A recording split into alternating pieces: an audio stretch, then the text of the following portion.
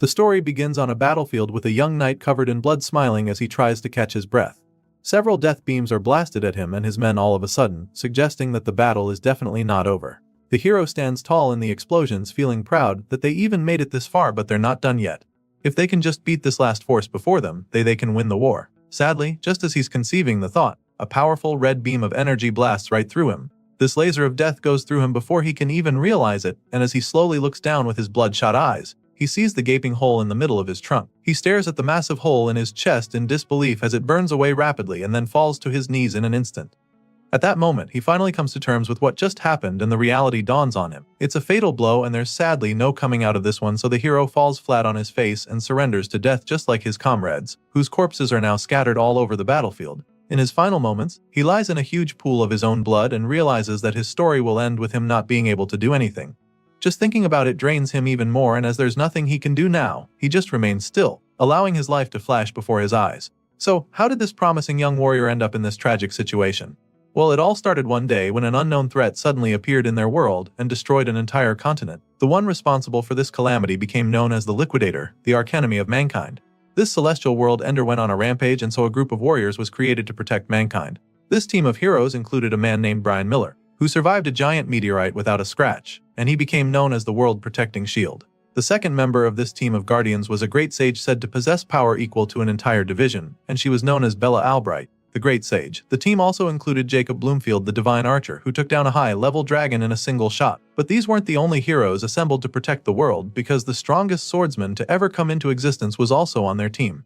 Her name was Amy White, and she was known as the Sword Saint for her power. From the little we know about these heroes, it's no wonder why they were considered humanity's best hope.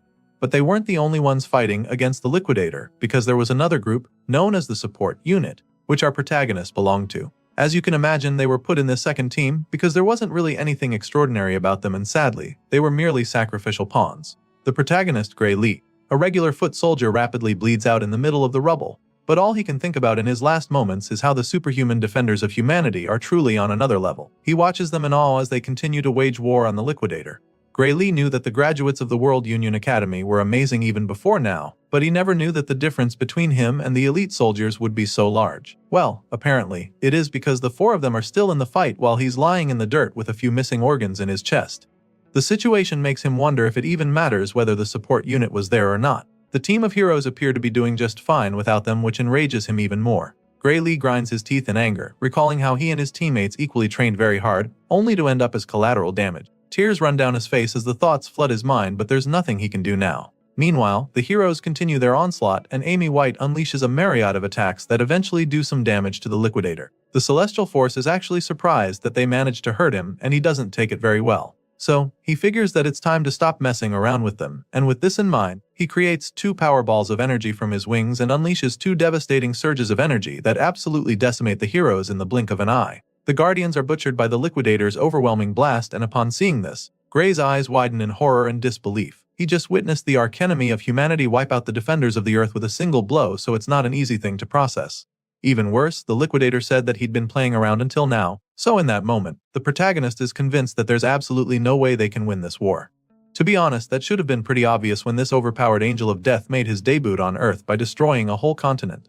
Anyway, the MC continues to weep as he awaits his demise, but then all of a sudden, he realizes that he shouldn't even still be alive right now.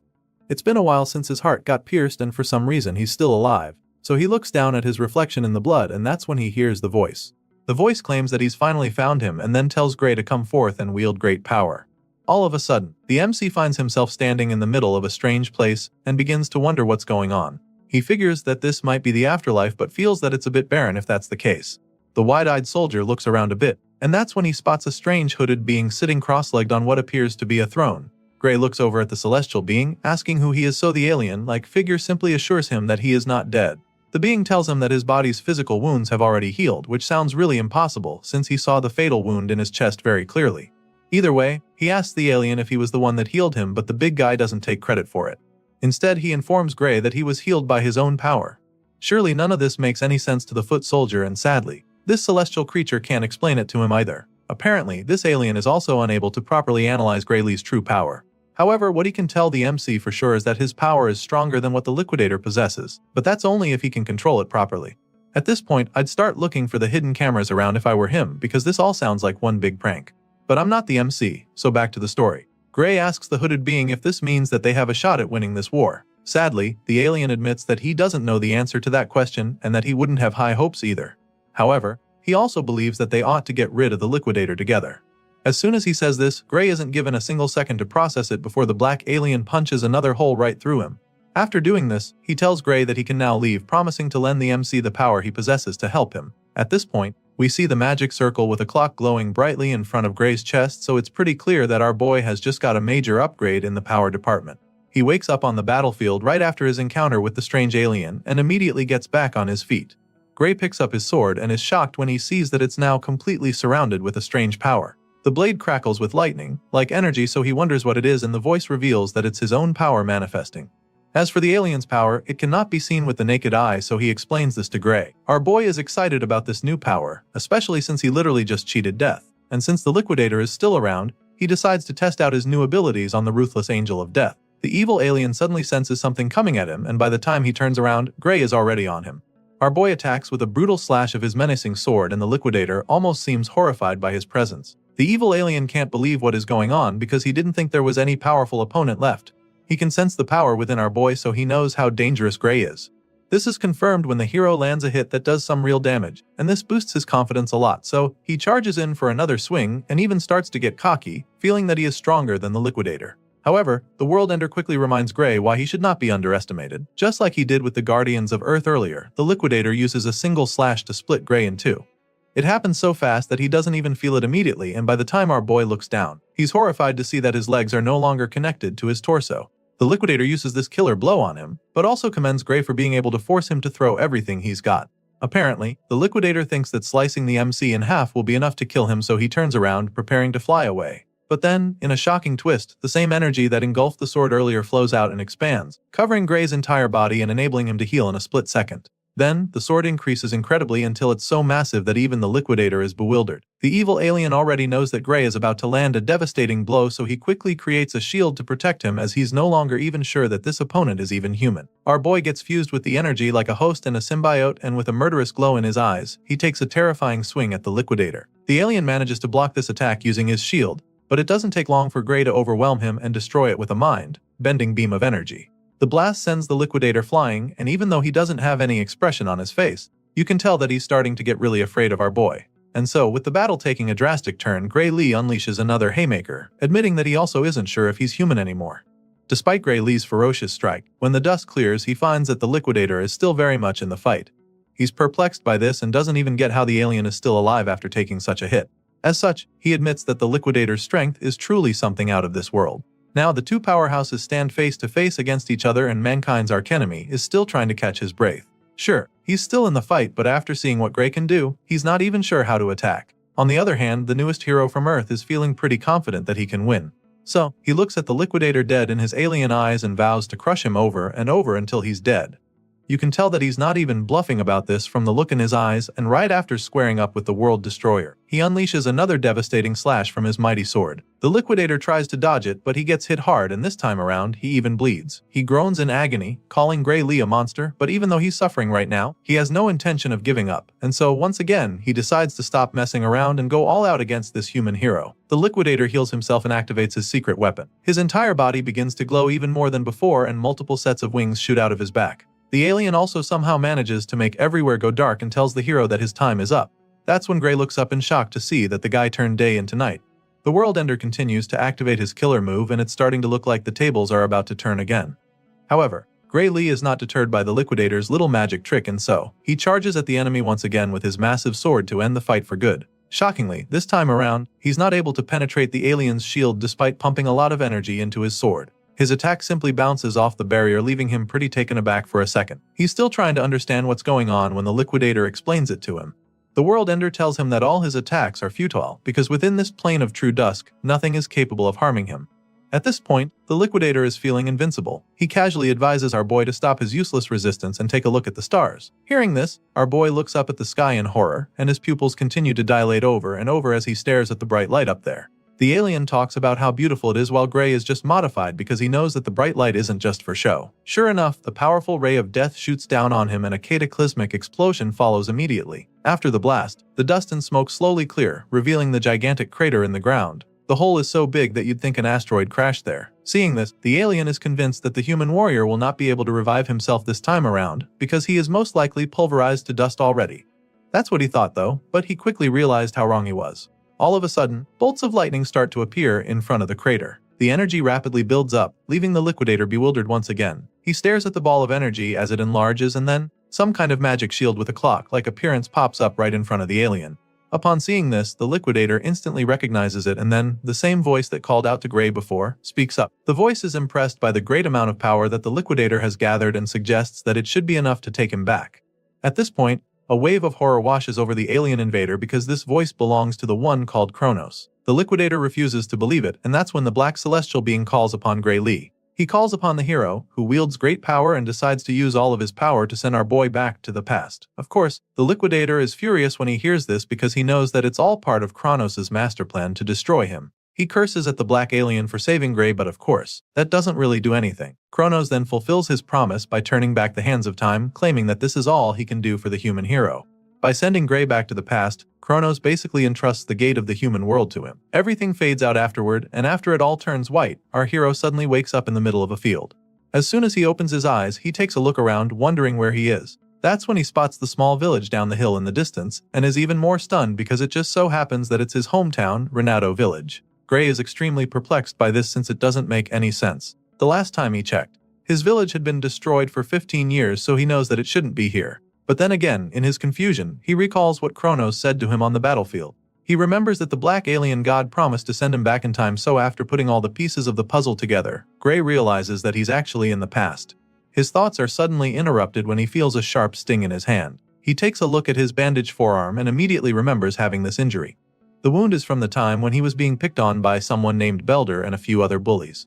Gray starts trembling in fear at the thought of those bullies. He remembers how badly they beat him up, and he's not ready to go through that again. Unfortunately, he also remembers how strong they were, so he's afraid that he won't be able to beat them. Our boy has been so traumatized by his bullies that just thinking about it sends him into a panic attack. He closes his eyes and eventually calms himself down. From the look of things, it appears that he never even left the village, so he concludes that defeating the liquidator was probably just a dream. With this in mind, he accepts his fate and makes his way back to the village. He doesn't want to get hurt by the bullies, so he decides to come up with a plan for them when he's feeling stronger. Unfortunately, on the way back home, he runs into the very same bullies in the bush path. He can't believe how bad his luck is, so he just stares at them with a blank expression on his face. We're finally introduced to the leader of the gang, Belder. He claims that they've actually been looking for our boy and complains about how Gray made him go through a lot of trouble to find him. At this point, the MC is probably wishing he could just disappear or teleport elsewhere, but sadly that's not happening. Belder suddenly tosses a sword at his feet and tells Gray to pick it up. Our boy is still in a daze as he's trying to understand what's really happening here, so Belder warns him not to act dumb. And so, he bluntly tells the MC that he wants to have a mock battle, but Gray still doesn't pick up the sword. Instead, he politely declines the invitation, explaining that his injury hasn't fully healed yet. He then thanks the bullies for the offer and tells them he's not joining them till his wounds heal. Of course, these goons aren't the kind to take no for an answer. Belder insists that they have the mock battle, assuring him that it's safe since the blade is blunt. They start moving closer to him like a pack of wolves around injured prey, but Gray refuses to pick the sword. He insists that a blade is still a big chunk of iron no matter how blunt it is, and that it can still be very dangerous, but Belder finally runs out of patience. The bully gets fed up and tells Gray to shut up, claiming that he has no right to say no to him. He makes this clear to our boy and then tells him that he's free to fight without a weapon if he doesn't like swords. Before Gray can even process this, Belder charges at him with his blade, and it actually baffles him because the guy doesn't even mind attacking him when he's unarmed. What the hell happened to this being a mock battle? It's pretty clear now that there's no running from this, so Gray decides that it's time to get his head in the game.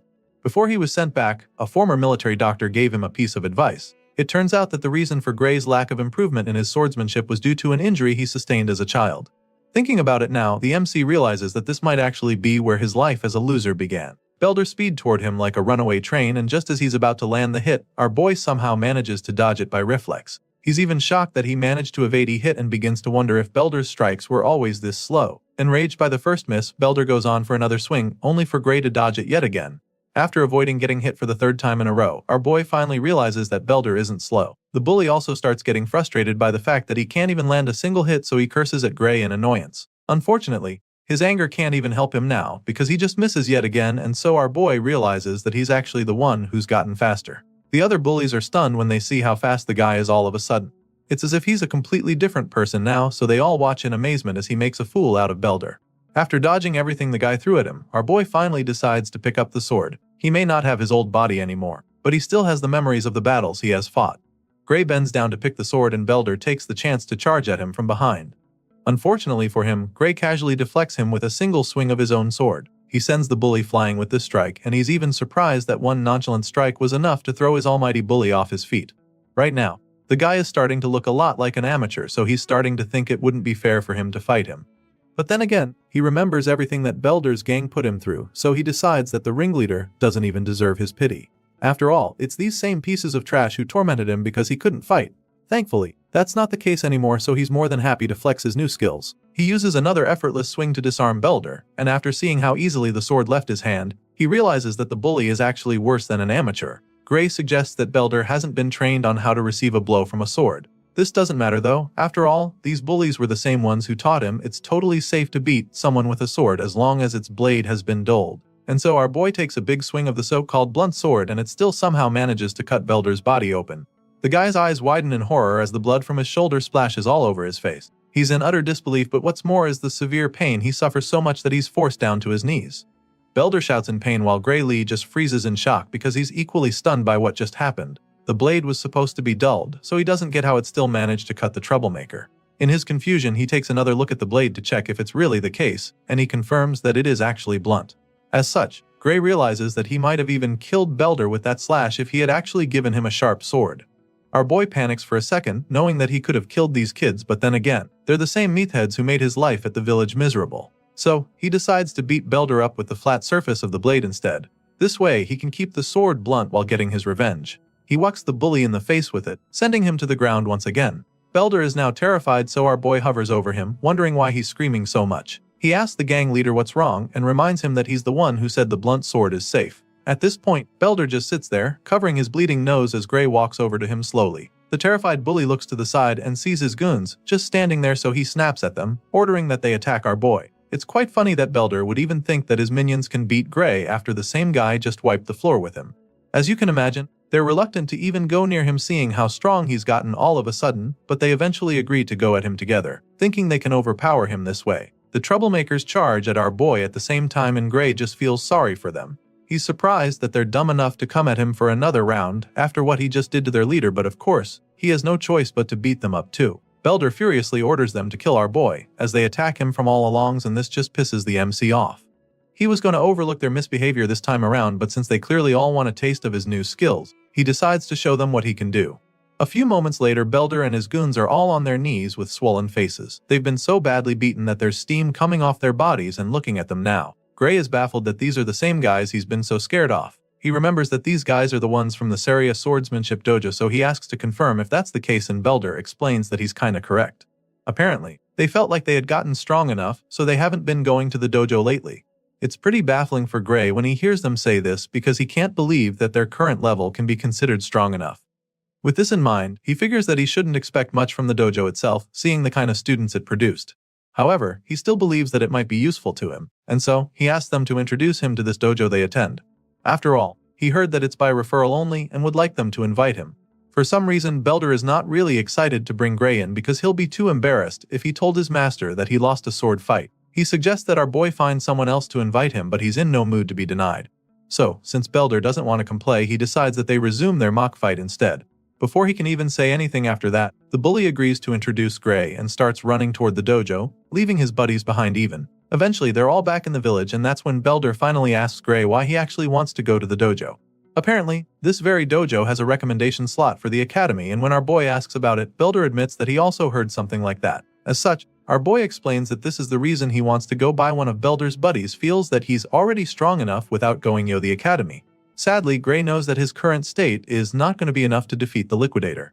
Even the world's strongest lineup was no match for the World Ender. He remembers the battle, how the Liquidator wiped out all of the Guardians with a single blast. Gray recalls how he couldn't even scratch the alien when he got serious despite using the power that Kronos talked about. Just thinking about it makes him really anxious because he doesn't even know how strong he has to be able to defeat the Liquidator. It bugs him a lot, but at the same time, it's not like he doesn't have any clues. He remembers being able to control the dark power even if it was just for a split second. What he focused on at that moment was the swordsmanship taught to him by the Sword Saint. Gray believes that the outcome of his battle with the Liquidator might have been different if he had spent more time training in the same conditions as the Sword Saint.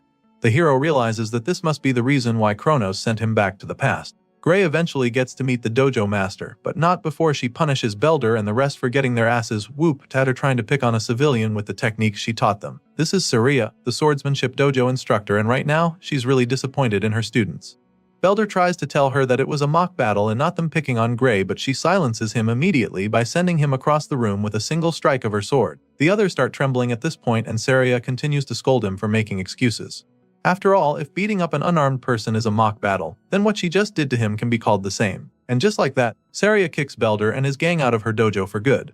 Of course, they don't even protest because things would get worse for them, so they just run for their lives. After sending them away, Saria apologizes to Gray for all the trouble her former students caused him, but he assures her that there's no need to worry about that, and she thanks him for letting it slide.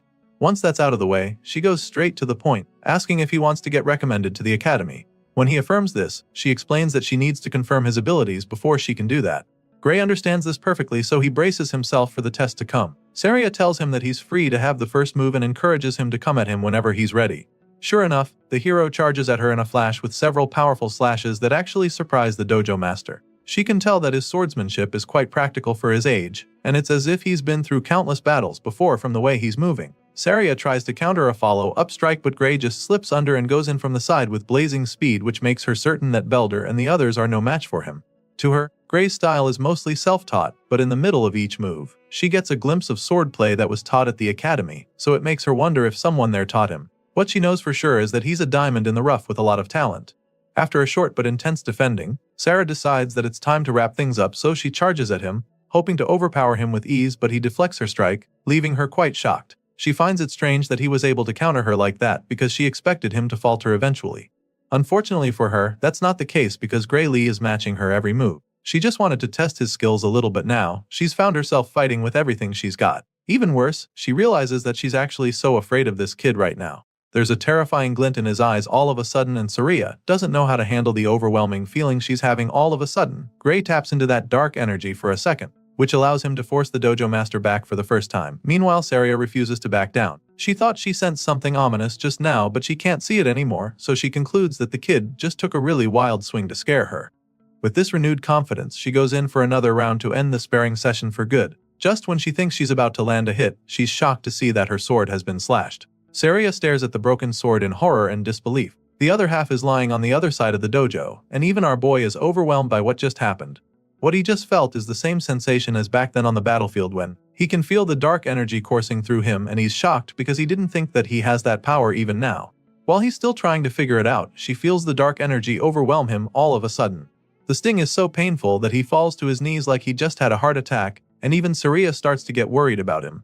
With a worried look on her face, she asks him if he's alright, but he can't even answer since he's still fighting for his life. Apparently, his body failed to keep up with the dark power he exerted just now, and so now he's trying to recover.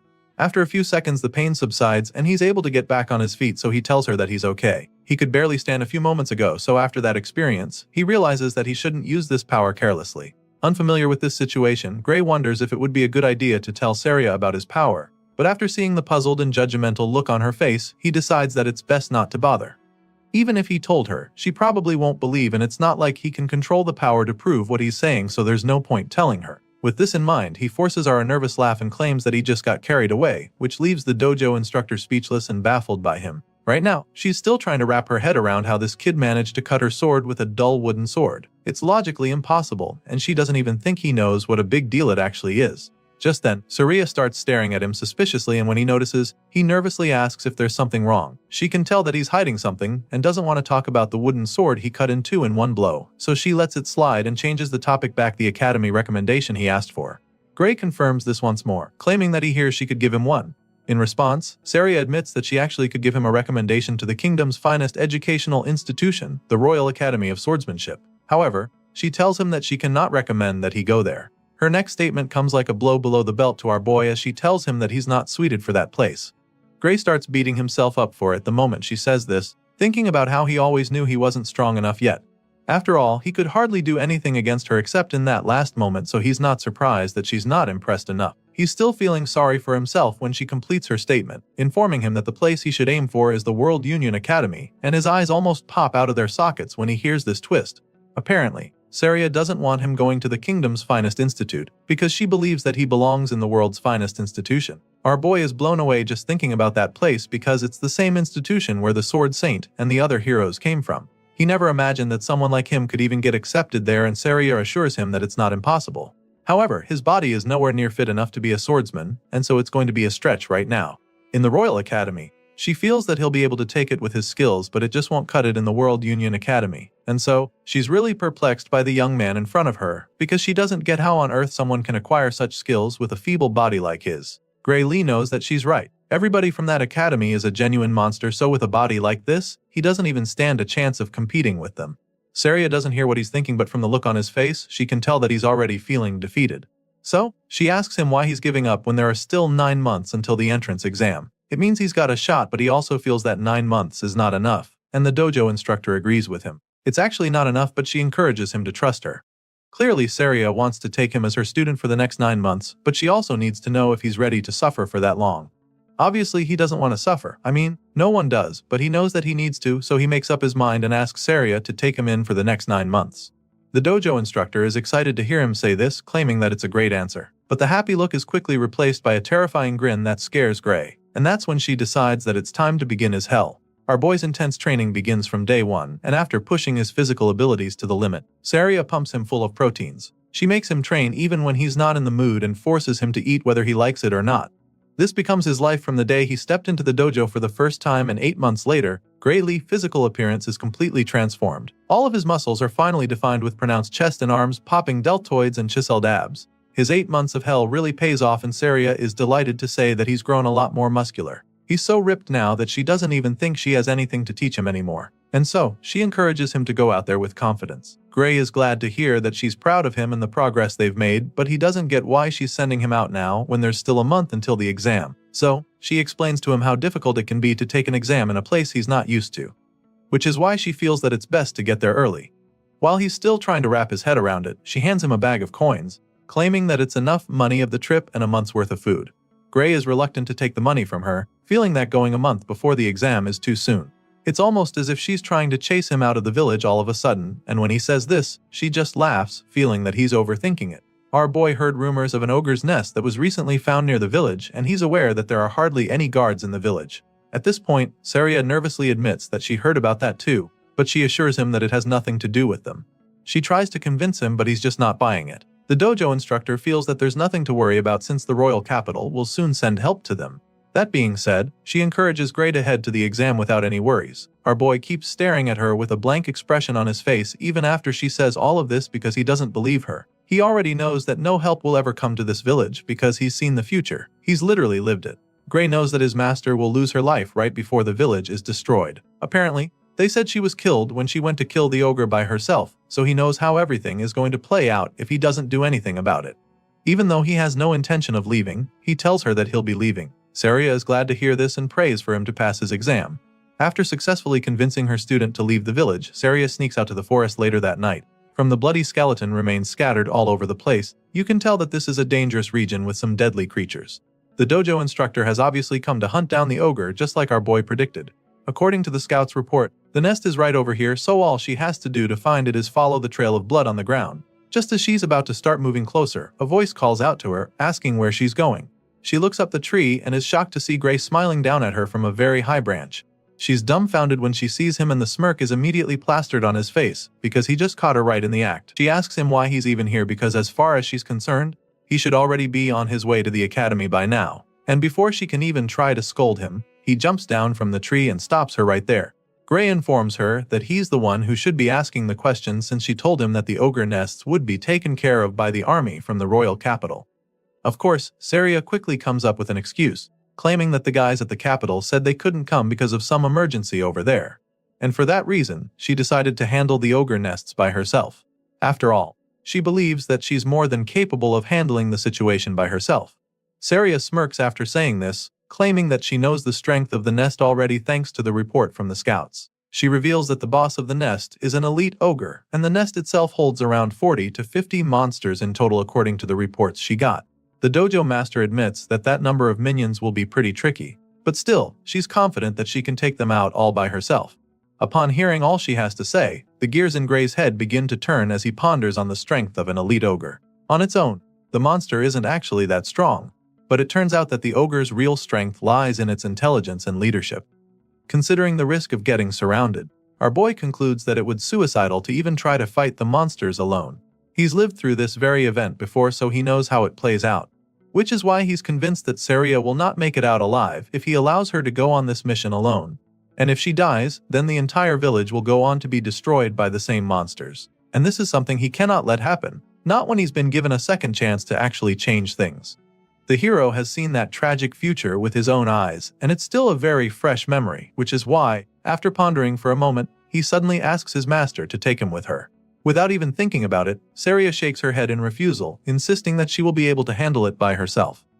Of course, Gray wouldn't want to blow his cover and tell her that he knows she's going to die because he's from the future. So, he takes another approach to try to change her mind, claiming that this could be his first chance to gain some real combat experience. After all, it's exactly what he needs to put his training to the test, so he makes his request once again, suggesting that Saria thinks he's just going to get in ready during the mission. Of course, his master doesn't see him as a liability in battle, and she's sure that he also knows that too. I mean, she can't even beat him in a mock battle anymore. That's how good he's become. However, she also makes it clear to him that nobody knows what might happen in a real fight, especially when it's a monster's nest that suddenly formed like the one they're faced with. For a dangerous job like this, the dojo master believes that it's best for him to wait until he has a bit more experience in real fights that are less risky. At this point, Gray is starting to feel pretty defeated because he really thought he was going to change her mind. Sadly, she insists on going alone, so he's forced to his last option. He suddenly tells her that he has an idea, and this gets her pretty curious immediately, and that's when he challenges her to a fight out of the blue. Apparently, this plan involves him knocking her out cold so he can deal with the ogre by himself. He informs Saria of his intentions as he points his sword at her face. The white-haired master just smiles as she tries to process what the hell he just told her. She stands still for a couple seconds, probably thinking he would rethink his decision, but Gray stands his ground and keeps the tip of his sword inches away from her face.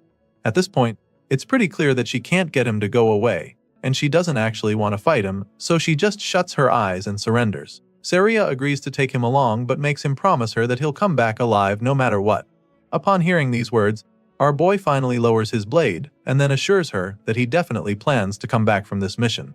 So he makes Saria promise him the same thing, pleading with her to not die in the ogre's nest, and of course, she's very confident that it's not going to happen. Once on the same page, the master and student follow the trail of blood leading to the ogre's nest and officially begin the hunt. Soon, they arrive close to a valley, and from afar, they notice that the terrain leaves no room for escape. If they go in, they can easily get trapped and slaughtered, but Saria is more concerned about the monsters in there. She claims that the minions have a lot of confidence building their best in this kind of location, so Gray quickly reminds her that they won't be able to escape either. He senses that his master might be getting a little cocky, so he also points out the fact that they're up against intelligent monsters and not just dumb beasts. As such, he suggests that it's better to be more cautious with their approach, and Saria agrees with him. The two hide behind a big rock and quietly scan the tent from afar. After looking around for a bit, they still can't pick out the boss anywhere, so Saria suggests that it's probably in one of the tents. As far as she's concerned, that's a good thing, because at least they can quickly take out some of the minions and reduce the number before the boss comes out. With this in mind, she tells Gray to take out the enemies one side while she attacks from the other side. At the moment, the monsters still have no idea that they're about to be ambushed, so they're still going about their business. Saria and Gray Lee take out their weapons and spring into action. The first monster to be unalived sees the white-haired swordmaster coming at him, but before he can react, she takes his head right off with a single slash. Well, this first attack alerts the others, so all their hopes of being stealthy are instantly dashed. The horde of red-eyed ogres roar at the two swordsmen, but of course, they're no match for our boy. Without even tapping into his dark powers, Gray casually slices through the monsters with ease like a cold-hearted butcher. He dismembers the ogres with lightning-fast strikes, and his master also finds it's pretty easy to take out all the monsters on her side.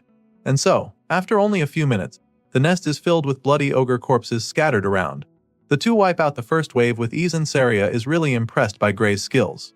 She's quite surprised by how good he is and begins to wonder if this is really his first time on a battlefield. The dojo instructor is so intrigued that she almost gets distracted while teasing him, but our boy is locked in right now, so he urges her to stay alert, revealing that this is just the start of the battle. Gray stares at the dead ogres lying around and starts to get this strange feeling. The first fight was way too easy, so he finds it weird that the monsters were so weak. It's baffling because he is sure that Saria would have been able to take them out just as easily even if she was alone. It doesn't make any sense because in the original story she was killed in this very nest. At this point, Gray realizes that something really horrifying must be inside that tent. He peeks into the dark tent as the thought crosses his mind, and that's when a terrifying pair of eyes glare at him from the darkness. Gray's eyes pop out in fear as chills run down his spine, and without even thinking about it, he shouts for them to get the hell out of there. Our boy tells his master that they have to leave immediately, urging her to run away with him, but the cocky sword master feels that he's exaggerating. She asks him what's wrong, feeling that there's no need to retreat, but after seeing the look of horror on his face, she doesn't think twice before running after him. Now, they're both running out of the nest as fast as their legs can carry them, but their efforts prove futile very quickly because all of a sudden, a figure appears to leap into the air right above them to intercept them. The green-skinned creature blocks their path, landing right in front of them, and our boy begins to panic even more. Saria, on the other hand, gets really excited because she thinks she's finally getting her chance to face the elite ogre. Unlike the weak minions they wiped out a while ago, this ogre is a lot larger with a big helm and a massive axe, big enough to chop down trees with a single swing. Rather than being terrified, the dojo master goes on and on about how honored she feels that the boss came to them itself. In a shocking twist, this giant ogre on steroids isn't even the boss, and Gray is the one who breaks the news to her. It turns out that the real boss is even far more powerful than the juggernaut standing in front of them. At this point, Saria turns around to see the army of orges charging at them with the real boss standing at the back, exerting an overwhelming surge of power from his body. For the first time, the white-haired swordmaster feels afraid, and before she can even process all her emotions, they're surrounded by a swarm of axe-wielding orges. Despite being trapped, she remains immobilized by the overwhelming power radiating from the boss. It's at this point that Gray reveals they're up against something far stronger than the elite ogre. What they have on their hands right now is an ogre general, and the nest they just attacked belongs to the ruthless green abomination. Saria finally snaps out of her daze and admits that an ogre general is not a monster they can handle on their own. It's now pretty clear why the entire village got wiped out, sadly. It looks like history is about to repeat itself because they're currently outnumbered and outgunned. Seeing how dire the situation is, Saria suggests that they just kill the brute in front of them and keep running. Without any hesitation, she desperately charges at the helmed ogre with her sword, hoping to quickly finish him off, but the guy is no pushover either. He blocks the first strikes, which surprises Saria, but she goes again and is able to land a hit on his shoulder. Sadly, her excitement quickly disappears as she watches the wound heal rapidly right before her eyes. As if this guy wasn't tough enough, he also has regenerative abilities. Seeing this, Saria decides that there's no use even fighting, but that's when Gray explains what's going on. Apparently, the ogre general's roar boosts the strength and recovery power of his soldiers. This is why the minions appear strangely more powerful than normal. Saria struggles to hold off the big guy, while our boy is baffled that he's not been able to defeat a single one of the ogres in this second wave. He lands hit after hit, but they just recover immediately. All of a sudden, he decides to leave his back to Saria, asking her to just buy him some time. Of course, that's not going to be easy at all since she's been struggling with only one ogre. She's really concerned when he says this, so she asks him what he's planning to do, and that's when he tells her that they have only one option left if they want to come out of this alive. And with that being said, Gray reveals his suicidal plan to go after the ogre general. Our boy knows that the source of their power is the elite boss of the nest, so he decides to go after it. He slashes his way through the sea of ogres, but they just keep coming back to try to flank him, which just annoys him even more. He has his sights locked on the target, so for now, he just needs to focus on wiping out all the enemies in front of him to clear the path. Sadly, that's exactly when he comes face to face with an ogre that shatters his sword with a big axe. Gray is dazed when this happens and spends a moment staring at the short piece that's left of his blade. It's clear now that his sword can't withstand fighting a strengthened ogre, which is a really bad sign since he intends to face the ogre general soon. He quickly gets his head back in the game and dodges a mighty strike just in time. And while he's still in the air, he takes out his spare sword. He's lucky to have one, but he knows that it's just a matter of time before this one gets broken too. As if she was reading his mind, Saria suddenly tosses her spare sword to him so he can have two. He thanks her as he catches the second blade with ease, but even though he has two swords now, he knows that there's still not enough to wipe out all the enemies. However, it's all he's got, so he's determined to make it count, since all he has to do now is wipe out the ogres in his way and take out the general. With this renewed sense of hope, our boy runs through the wave of orges standing in his way like a bolt of lightning. He moves so fast that some of them don't even see him coming, but in the process, he takes a few hits and even gets slashed in the face. Still, this doesn't deter him as he pushes on relentlessly through the horde of bloodthirsty monsters. The general notices the hero getting close, so he lets out another powerful roar to strengthen his soldiers even more. This is a twist that our boy didn't see coming at all, because he didn't even think these ogres could get any stronger. Sadly, they're mutated in a flash and the fight becomes several times more difficult. He's no longer able to push through, and at this rate, it's only a matter of time before he and his swords are crushed. Gray realizes that the general saw right through his plan, which makes him admit that the boss is truly very intelligent. It's obvious now that the boss's high intellect isn't just for show. Our boy continues to struggle in the fight, and he almost gets squashed but quickly gets out of the way and regains his footing. He creates some distance between himself and the monsters and decides to change his approach. He doesn't have the time or the power to deal with these minions anymore, so he attempts to run past them without actually fighting them, but this plan is quickly thwarted when one of the ogres suddenly tackles him like an NFL linebacker. The hero suddenly finds himself immobilized as the monster refuses to let go, and as if that's not enough, an even bigger ogre comes around with a massive axe to split him in two. Thankfully, he's able to use his tackler as a shield to save himself from the first strike, but then, he's forced to defend himself against the sheer might of the subsequent blows. Gray uses his sword to block the attacks. Before he can even think of his next move, the beast follows up with another devastating blow that sends him flying. This time around, he takes a direct hit that leaves him coughing out blood, and by the time he looks at his hand, all he finds is another broken sword. Our boy is now down to his last sword, which is a very bad position for him. He's badly injured and exhausted, but still has to take on the horde along with the overpowered general pumping them with fresh energy every 5 minutes. Gray struggles to get back on his feet to face the ogres now charging at him, but the gears in his head are now turning even faster, because he needs to come up with a plan to save himself. From the experience he gathered as a foot soldier, he knows for sure that he can't win this fight, and since that's the case, he decides to sacrifice himself. He suddenly shouts for her to run away, while they're focused on him, but she just smiles when she hears. Without hesitation, she lets him know that she can't do that, and not just because that big-helmed powerhouse is still in her way. Hearing this, Gray tries to scold her, wondering if she's got a death wish or something. He's afraid that she wants to die for nothing just to look brave, so he assures her that he'll run right behind her once she starts moving. However, she's not even refusing because she's worried about him. Apparently, Saria literally can't even run anymore because there's a nasty cut on her thigh, making it difficult for her to even stay on her feet. Gray gets to see the wound and is instantly horrified because his master is basically a sitting duck in that state. Just like that, saving her by sacrificing himself becomes impossible, and he immediately runs out of options. Gray's life begins to flash before his eyes just like they did in his previous life. He was sent back in time so that he could defeat the Liquidator, so it's pretty sad for him to realize that his new life is going to end just 8 months later in a filthy ogre's nest. His chances of survival drop even further when his last sword gets broken by another powerful strike. It's looking pretty bad for our hero at this point, but even with the odds stacked against him, he refuses to accept defeat. Gray Lee believes that it's not over yet because he still has one last trump card up his sleeve. Sure, he doesn't know how to use the dark power he possesses, but our boy is certain that even all these enemies before him will be no match for him if he can just tap into the power from the battle against the Liquidator. So now, with that being his last and only hope to survive, Gray forces himself to remember how he felt when he first unleashed that power. He doesn't have much time to do this though, since the red-eyed ogres are charging at him. Our hero closes his eyes to focus so he can remember the sensation from that time, and while doing this, he points his broken sword at the enemies, hopeful that the dark power would transform it into a deadly weapon in no time.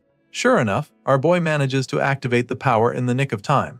Just when he's about to be smashed by the monsters, his broken sword comes to life with the dark power, allowing him to destroy the ogres before him permanently.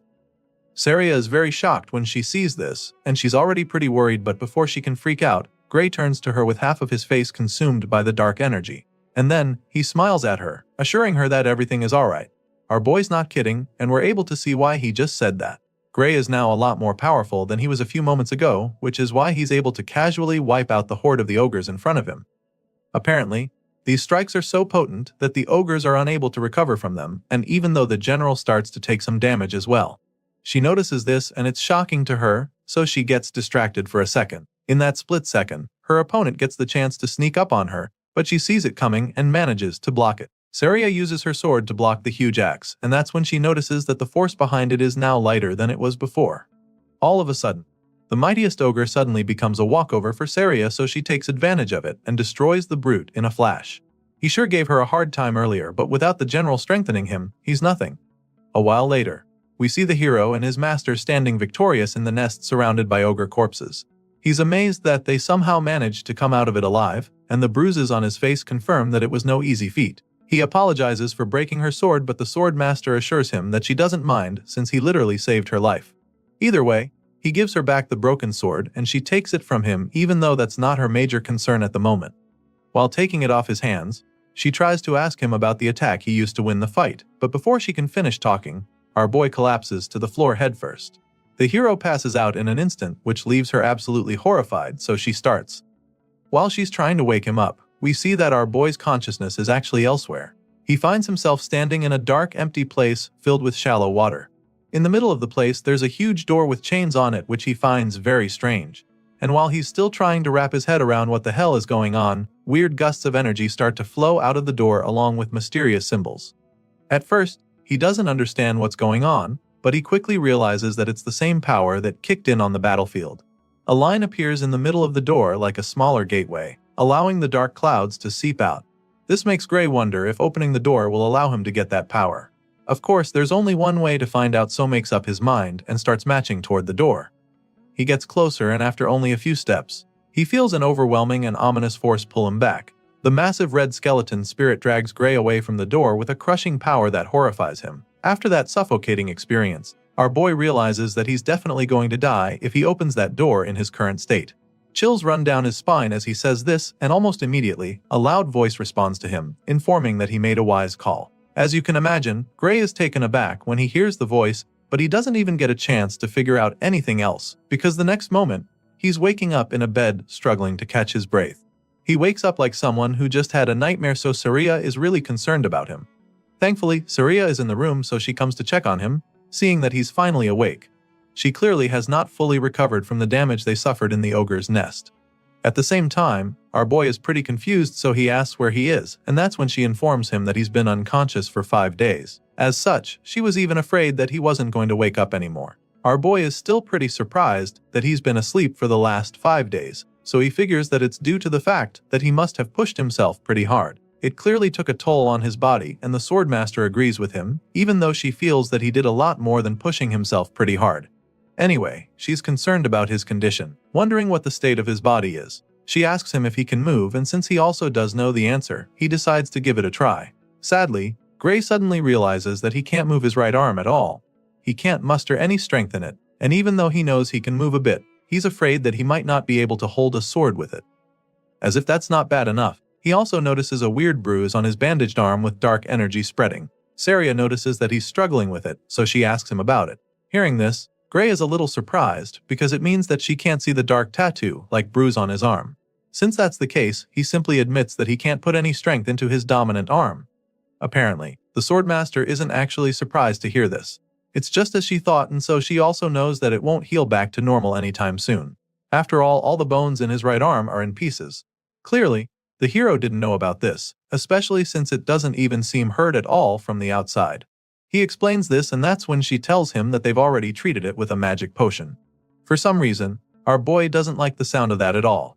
He stares at the empty potion bottle in shock and panic, because the last time he checked, such things were extremely expensive. However, his master assures him that he shouldn't worry about it, because the village chief was the one who gave it to them. He's shocked to hear this too, because he can't even wrap his head around why the chief would give a potion to someone like him. The moment he says this, she sounds baffled that he'd talk like that, and that's when she informs him that he's literally the hero of the village. Of course, this doesn't even make any sense to him, so he just stares at her in bemusement. He's still processing what she just said when someone bursts into the room, asking for him. He recognizes the loud voice, so he immediately jolts up from the bed to greet the village chief. He nervously tries to start thanking the man for the magic potion, but the chief cuts him off, stating that they're the ones who should be thanking him. He helped them kill a freaking ogre general, the same monster that couldn't be scratched even after rally the forces from the surrounding town gathered to fight it. The chief is certain that the entire village would have been destroyed if Gray hadn't killed the monster, and he's not wrong. So once again, he thanks our boy for his help and places the potion bottle back in his hands. After all, if it wasn't for him and Saria, nothing would be here right now, not the village, not the people, and not even the potion itself. The hero tries to be all modest about it, suggesting that the chief is exaggerating, but the man claims that he all knows he's just stating things as they are. Upon hearing these words and after seeing the look in the man's eyes, Gray realizes that the chief is probably right. In the world before he was sent back in time, this village was supposed to have been destroyed by the ogre's attack. So, indeed, if it wasn't for him, they wouldn't be standing here right now. Seeing how puzzled Gray looks, the chief offers to explain in great detail to him what he's done if he still doesn't realize its significance. Moving on from that, he asks our boy if he's really going to take the entrance exam at the World Union Academy. It turns out that our boy had forgotten all about the one thing that made him train hard for the past 8 months. So, when the chief brings it up, it's like a dagger to the heart because he realizes how much he's messed things up. He went after the ogres just over a week to the entrance exam, and he's been asleep for the past 5 days in this infirmary, which means that he only has 2 days left till the main exam. Getting to the World Union Academy alone takes 3 days on foot, so walking there is no longer even an option. He could get there in a day on horse, but he doesn't have that kind of money, and so he summons the courage to ask the chief to lend him a horse for his trip. Surprisingly, the man already knew he'd make this request, which is why he had already prepared the best horse in the whole village for Gray in advance. The chief believes that our boy should be able to get to the academy in no time with the legs on that horse. While the man is busy bragging about his pet, Saria tells the hero that they would have carried him to the exam in his sleep, even if he hadn't woken up today. After a while, our boy gathers enough strength to stand, so he walks to the door, and as soon as he goes outside, he's greeted with a huge crowd of villagers thanking him and wishing him success in his exams. They're all grateful to him for saving the village, and while most of them are holding up posters, one guy walks up to him with a sack as a gift. Gray asks what it is, and the man claims that it's something the whole village chipped in for him. Apparently, they heard that it costs a lot to apply to the World Union Academy, so they came together to raise the funds for him. Our boy is shocked that everyone contributed to the cause, but the feeling is quickly replaced with joy and gratitude as he thanks them for their kindness. Soon it's time for him to get going, so he says his goodbyes. Saria is with him as he prepares to set off, and he admits that it's going to be really hard to come back here if he fails the exam after everything the village has done for him, but his master assures him that there's no need to worry about that. As far as she's concerned, not a single one of the other applicants in the World Union Academy could beat an ogre general. Sure, Gray knows she's probably right about that, but he still has concerns about his banged-up right arm. Hearing this, Saria simply asks if his left arm is good, which he confirms. Of course, it's not his dominant arm, so he's not sure about using it, but she insists that it's good enough to good him in. She also doesn't think he needs to use that dangerous power inside him, but he feels that the entrance exam might be tougher than they think. Thinking he can pass with just one arm seems a bit like a stretch to him, but Saria assures him that it's going to be fine, because she trusts that the Academy's examiners won't be so blind as to overlook his ability. If there's one thing she can guarantee him, it's that he'll definitely pass the exam. At this point, our boy has already mounted his horse, ready to set off, so he thanks her once again for the pep talk, feeling a lot more confident. Just like that, our hero sets off on his journey to begin the next chapter of his new life. In the previous world, this village was destroyed, but he knows that the enemy of mankind still exists here. However, he also knows that this world is no longer the same as the old one, because the future can be changed with this power that he now possesses. Soon, our boy arrives at the capital, and the first thing he does is thank the beautiful horse that got him there. He's only been in the city for a short while, but he can already spot the amazing structure that is the World Union Academy. Despite how expensive it is to apply here, the place is absolutely swarming with potential applications. There's a sea of people gathered in the World Union Academy, and every single one of them dreams to become a hero. Over the speaker, they're informed that the distribution of exam tickets will begin shortly. Until the process is completed, all applicants are instructed to remain inside the central arena. Among the crowd, some people start chatting about how competitive this academy is. Apparently, out of the thousands gathered in this arena, only 20 of them will be accepted into the World Union Academy. That's the rumor going around, and our boy quietly listens to the guys spreading them, but some people heard that the number of admitted students changed yearly. Some years, they accept up to 50 candidates, and other years, only one person makes it. Just then, Professor Ariel is called upon to address the applicants, so the red-haired lady with a monocle appears on the platform. She gets straight to distributing the exam tickets to everyone in the arena, but she does it in a flash with the snap of her fingers. Just like that, the papers appear right in front of all the applicants. Like everyone else there, our boy is pretty impressed when the ticket appears right in front of him from a flash of flames. He grabs the paper and reads the content to discover that his candidate number 513, and he also learns that he'll be taking the fencing course. Everyone has their own ticket, and our boy will have to take the exam that requires most people to have the bones in their dominant arm to not be shattered. Professor Aries knows that some of them might be surprised by the format for the exam, but she assures them that this is how it is every year. She goes on to explain that the World Union Academy does not discriminate based on age, gender, nationality, status, or anything else. Not even their names are of any significance here. The professor makes this clear to the applicants, stating that only those who pass the exam and earn the right to cross the bridge will be asked for their names. Meanwhile, our boy is still baffled by the fact that he's taking the fencing course when he literally left his sword at the inn. He doesn't get what kind of system this is, so he's pretty hung up on it. While he's busy racking his brain, the professor reveals that she assigned their courses according to how they look. And so, she asks those who feel he was wrong about it to raise their hands. Many of the students find it hard to believe that she picked their courses just by looking at them, because there are literally thousands of them. Judging by their reactions, along with the lack of raised hands, it's pretty clear that the lady got their courses right. Still, many of them believe that there's foul play. To them, the academy either checked them beforehand or she used magic to read their minds. After confirming that she didn't miss anybody's course, Professor Ariel states that she'll be announcing their exam schedules next. As such, he asks them to check their tickets for the next update. Of course, all the applicants check their tickets, including Gray Lee, who finds out that his exam will be on the first day at 11 a.m. As you can imagine, he's not really excited to see that he's up on the first day, because he was hoping for a little more time to let his arm heal.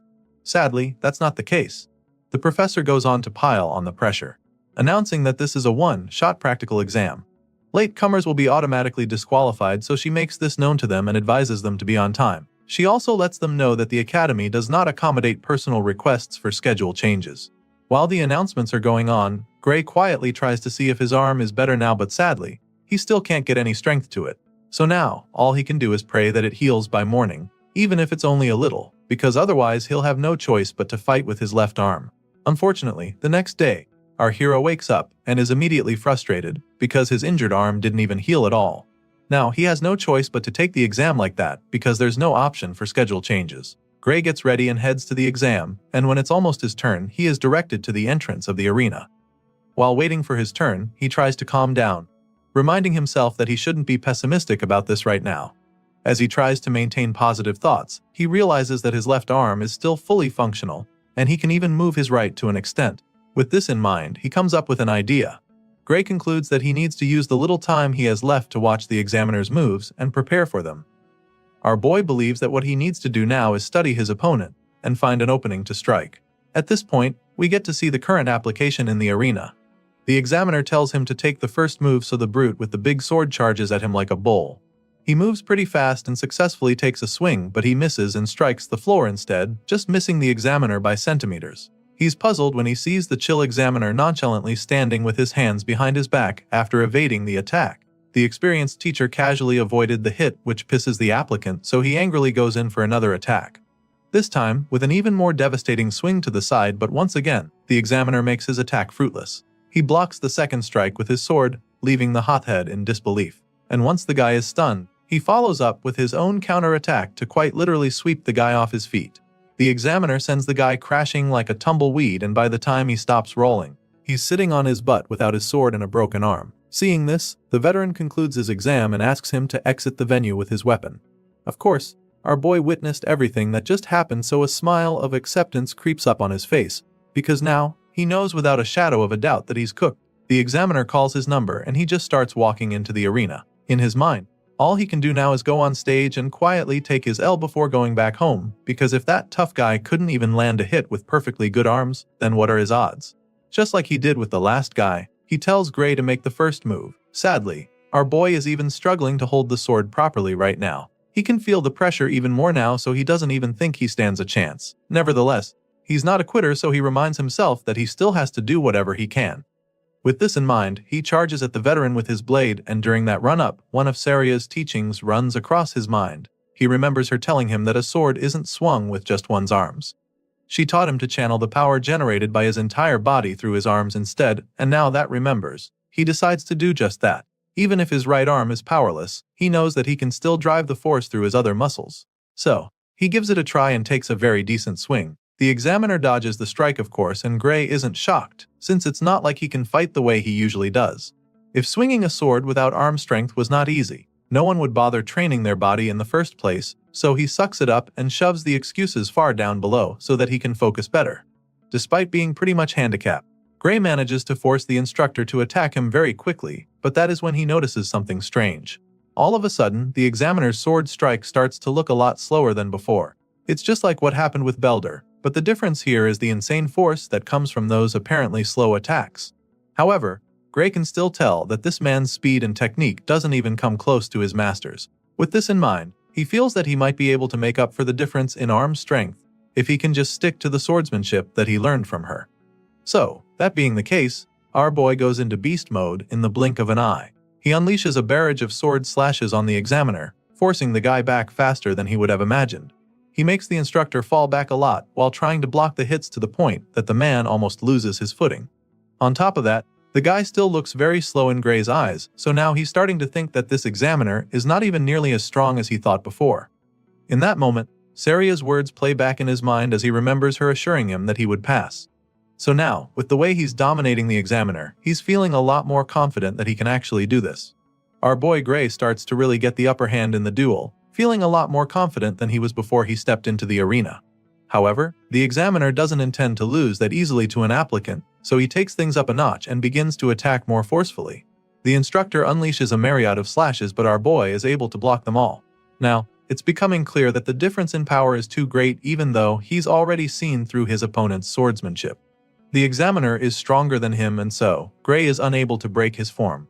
After blocking most of the attacks, he gets an opening to strike, so he thrusts his sword forcefully, but the instructor deflects it swiftly. At this point, our boy notices that the man's movements are becoming rougher, so he comes up with a plan that could win him the fight. It's a bit risky, but he feels that trying it at the perfect time might just be the move that helps him defeat his opponent. With this in mind, the hero makes up his mind to do it. He lures the instructor to throw powerful moves at him by being more defensive, and this causes the man to leave himself vulnerable for a counterattack. As soon as Gray sees this opening, a grin appears on his face because his plan worked. After all, in a fight like this, there's nothing more likely to expose an opening than a big predictable swing. With blistering speed, the hero goes in for the finishing blow, which makes the instructor lose his balance. The examiner struggles back in shock when Gray capitalizes on his mistake, and before he can recover from it, our boy launches another strike, determined to seal the deal. Now, the odds are in his favor despite being weaker and having less experience. No matter how great the difference in power is, he's convinced that he'll win if he can just get behind his opponent. Gray takes the bold swing to secure the win, but then a loud commanding voice orders him to stop. So, he halts his strike midway despite being pretty baffled. He looks up at the official, wondering if the match is over already because it seems a bit too early to stop now. Well, it turns out that the limit for the exam has been reached, and with the duel that was on display, the result will be a draw. Hearing this, our boy just stares at the official in shock. He was so close to winning, but he couldn't do it in time, so he sighs in defeat, feeling bad that he didn't make it. It's a crushing outcome for our boy who's trained so much to get to this point, but he knows that he can't protest or argue, because that would be pointless. So, he quietly makes his way out of the arena, believing that he's actually done his best. Of course, it's not so easy to accept a loss like this, especially when it determines his future. The fact that he couldn't even win the first examiner makes him feel that things will be pretty difficult for him. At the moment, his fate looks pretty bleak because his chances of getting into the academy this year are now 0 since he failed to beat his examiner. So, he decides to come back the following year to take the exam again since his arm would have healed by then. With this in mind, he simply thanks the examiners and the academy for even giving him the chance to apply. Fast forward to 1 week later, and it's time for the final round table meeting to decide the students that will be getting accepted into the finest institution in the world. The meeting is held in room 53, and once they're all seated, the chairman asks what they think of the candidates now that they've all completed the exam. The first examiner immediately admits that he's overwhelmed by how tough it is to pick out only a few students, while another one states that the current method of everyone observing together is rather inefficient. As such, He suggests that they divide the workload the following year. It sounds like a good idea at first, but then, another professor doesn't agree with him. The man insists that they can't afford to overlook a talent simply for the sake of making things easier for themselves.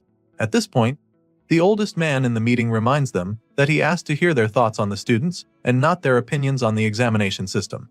That being said, he decides that they start with the swordsmanship course and asks his professors to let him know which of the candidates passed in this category. Well, according to their rules, those who beat the examiners passed automatically, and those who couldn't achieve that will be assessed based on the quality they showed and how they held out during the 15-minute time limit. One of the examiners explains this and then asks the swordsmanship course instructors what they think about it. All the matches were recorded so they're able to rewatch and analyze the performance of the candidates. Other than those who beat the examiner, candidates number 5, 217 and 753 stood out. The man suggests that they kept it at that because even if the others joined, they wouldn't be able to keep up in class. The second professor agrees with this decision and then asks if anyone has a contrary opinion. None of the examiners speaks up to say anything otherwise, so the chairman figures that they have confirmed the successful candidates for the swordsmanship course. But just when they're about to make the final verdict, one of the examiners asks what the room thinks about candidate number 513. It's none other than Professor Ariel, and judging by the look on her face, she is pretty interested in that candidate. The other examiners in the room seem pretty intrigued when she brings up Gray Lee. So, they dig out the recording of his match against his examiner, and they're amazed when they realize how good he is. It certainly looks like he was going to win the fight, which is a good thing, but they also feel that things are going to be difficult for him if he has to rely on setting up traps just to beat an examiner. They notice that his technique was good, but his strength was also clearly lacking, which doesn't help his case at all. The second guy isn't too impressed about that, and even claims that Gray was outmatched from the start until the end of the fight. After a couple of them give their opinions, the chairman asks for a conclusion, so they decide that Gray Lee is no good and shouldn't be accepted into the academy. The red-haired lady just scoffs up on hearing their conclusion because she can't believe that not a single one of them noticed what she saw even after watching the footage again. Apparently, everyone has decided to be this blind. Professor Ariel concludes that having everyone observe together is really a waste. The next day, all the aspirants return to the academy for the results, and our boy is one of them. He holds his ticket in hand, waiting for the examiners to announce the successful candidates for the swordsmanship course.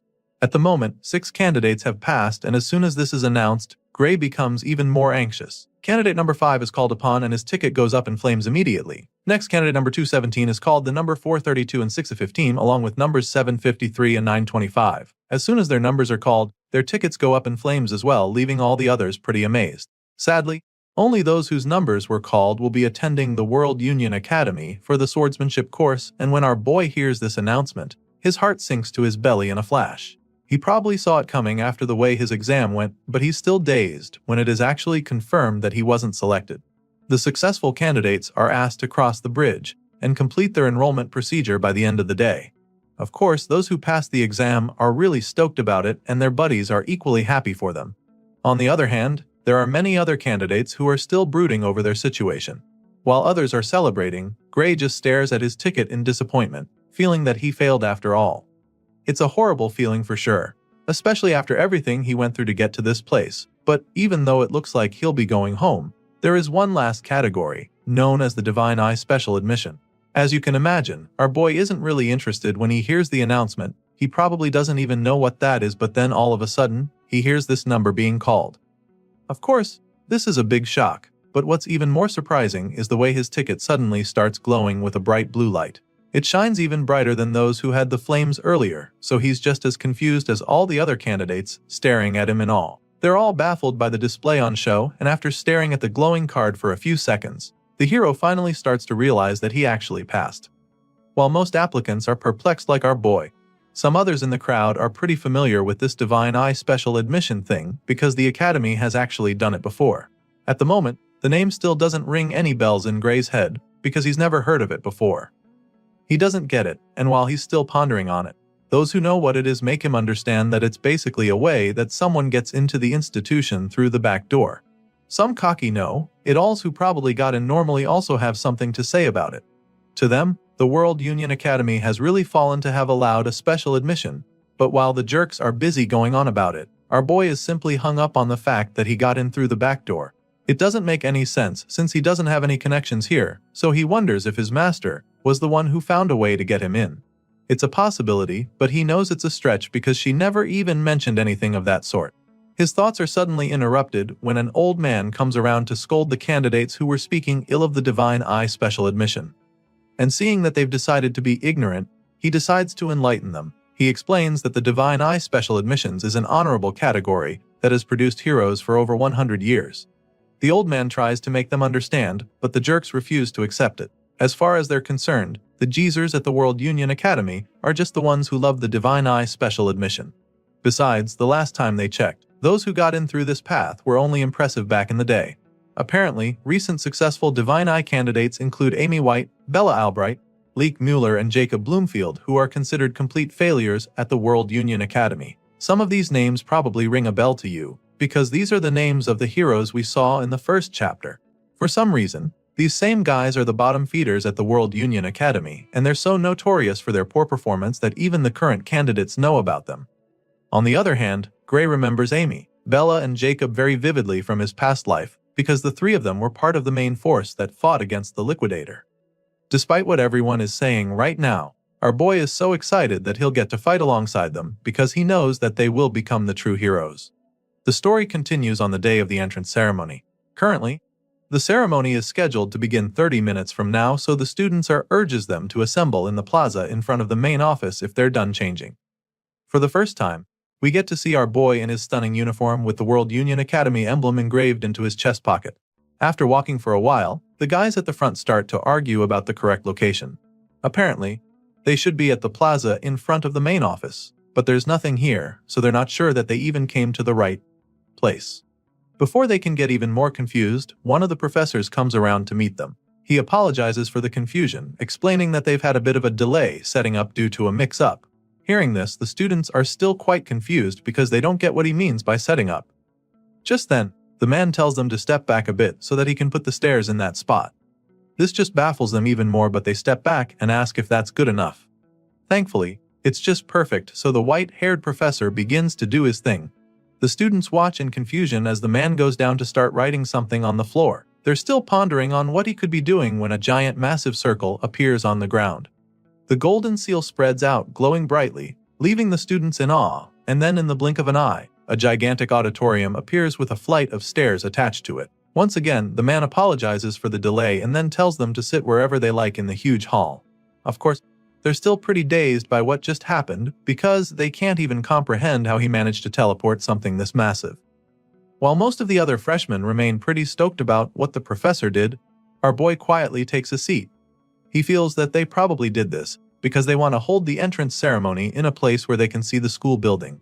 It's a pretty brilliant idea, and he also believes that it's a pretty extravagant way to use teleportation magic.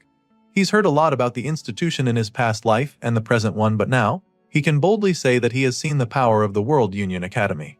The hall is massive, so it's pretty obvious that the number of seats is pretty excessive. One purple-haired guy at the front points this out because he doesn't think there's need for this many seats, when only 30 students were accepted this year. However, the girl sitting next to him informs him that he doesn't even know what he's talking about. In response, he simply apologizes, claiming that he never really studied anything other than how to wield the sword. In that case, the girl decides to enlighten him a bit. The World Union Academy, as the name suggests, gathers the best students from all over the world. She first makes him understand this, and before she's even done talking, she points up at the sky in excitement, announcing that the others have arrived. That's when everyone else looks up at the sky to see the fleet of airships along with huge dragons. Most of the students are terrified when they see this because they have no idea what the hell is going on. But our boy seems to know exactly what's happening. Looking up at the sky, he immediately identifies the magic airship, Strato Queen. He had boarded it once when he was part of the Liquidator subjugation squad. They say it's one of the largest airships in the world, so he's surprised that they're bringing it out just for an entrance ceremony. Well, apparently, that's just the kind of thing the World Union Academy does. Just then, the white-haired professor from earlier notices that everyone has arrived, so he decides that it's time to officially begin the entrance ceremony. A while later, just after the headmaster's speech, we catch up with our boy who currently looks bored to death. He's so close to falling asleep, and after the last couple minutes, he confirms that even the World Union Academy's entrance ceremony isn't much different from a normal one. Well, he is bored now, but that's about to change very quickly because the next item on the agenda is the greetings from the top students of each course. Gray's eyes almost pop out of his head when he sees Leonhardt, the top student of the swordsmanship course, coming forward to answer the call. At this point, our boy is a lot more interested in the entrance ceremony, and he's not the only one because all the other freshmen are staring at Leonhardt. It makes a lot of sense that they dread him this much since he was the one who defeated the examiner in an instant during the entrance exam. The guy climbs the platform and greets the professors there very politely. Apparently, this guy is so good that some say he's as good as the teacher when it comes to swordsmanship. It's a pretty bold statement, but I guess that's just how good this white-haired talent named Leonhard Appius is. At this point, the hero is really intrigued, but his thoughts are interrupted when Leonhardt suddenly asks the professors if he is allowed to speak freely. They confirm that he is free to talk, so he thanks them and prepares to give his own little speech. He starts by stating that he has just one complaint he'd like to make to the academy.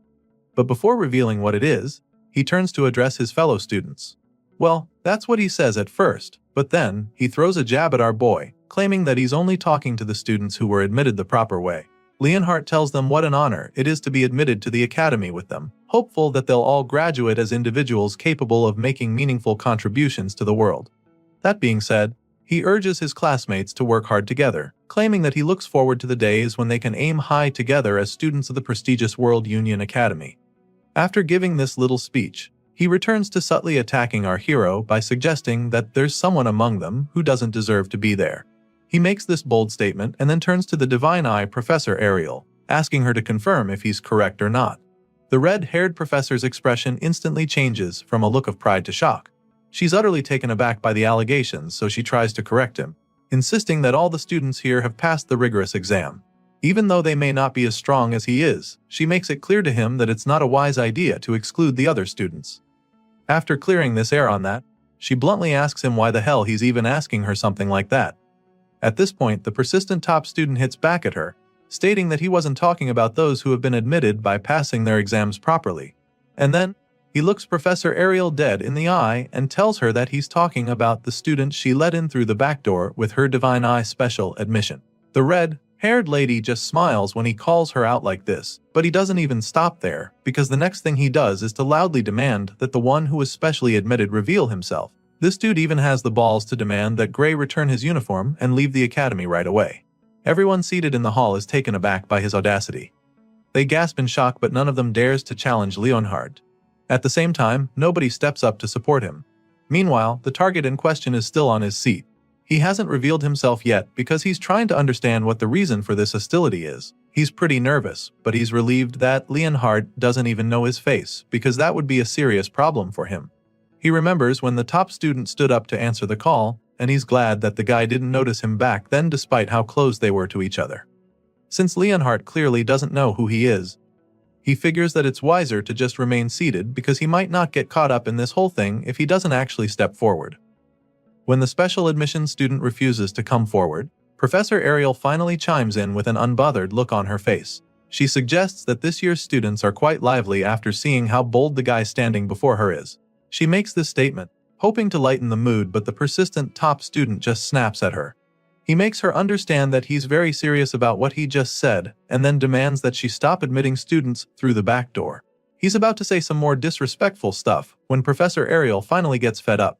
She cuts him off by appearing behind him and then prepares to show him exactly why she's a professor at the academy. Ariel asks Leonhardt if he thinks that he's stronger than the student she chose through the Divine Eye special admissions. The question catches him off guard at first because he's not completely sure. But he's already made a lot of noise, and backing off now would just make him look stupid, so he musters the courage to state that he is. He's furious that she'd even ask him a question like that and wonders if she thinks that he's not as strong as the mystery student. With this response, Professor Ariel smiles even more because she knows what things are about to get interesting. She likes his attitude and proposes that they make a bet so he can put his money where his mouth is. Once again, Leonhardt is taken aback by the idea she just brought up, but she reiterates and confirms that she actually wants to make a bet, and not just any regular net, because she's actually willing to gamble with her job to prove that she didn't make a mistake.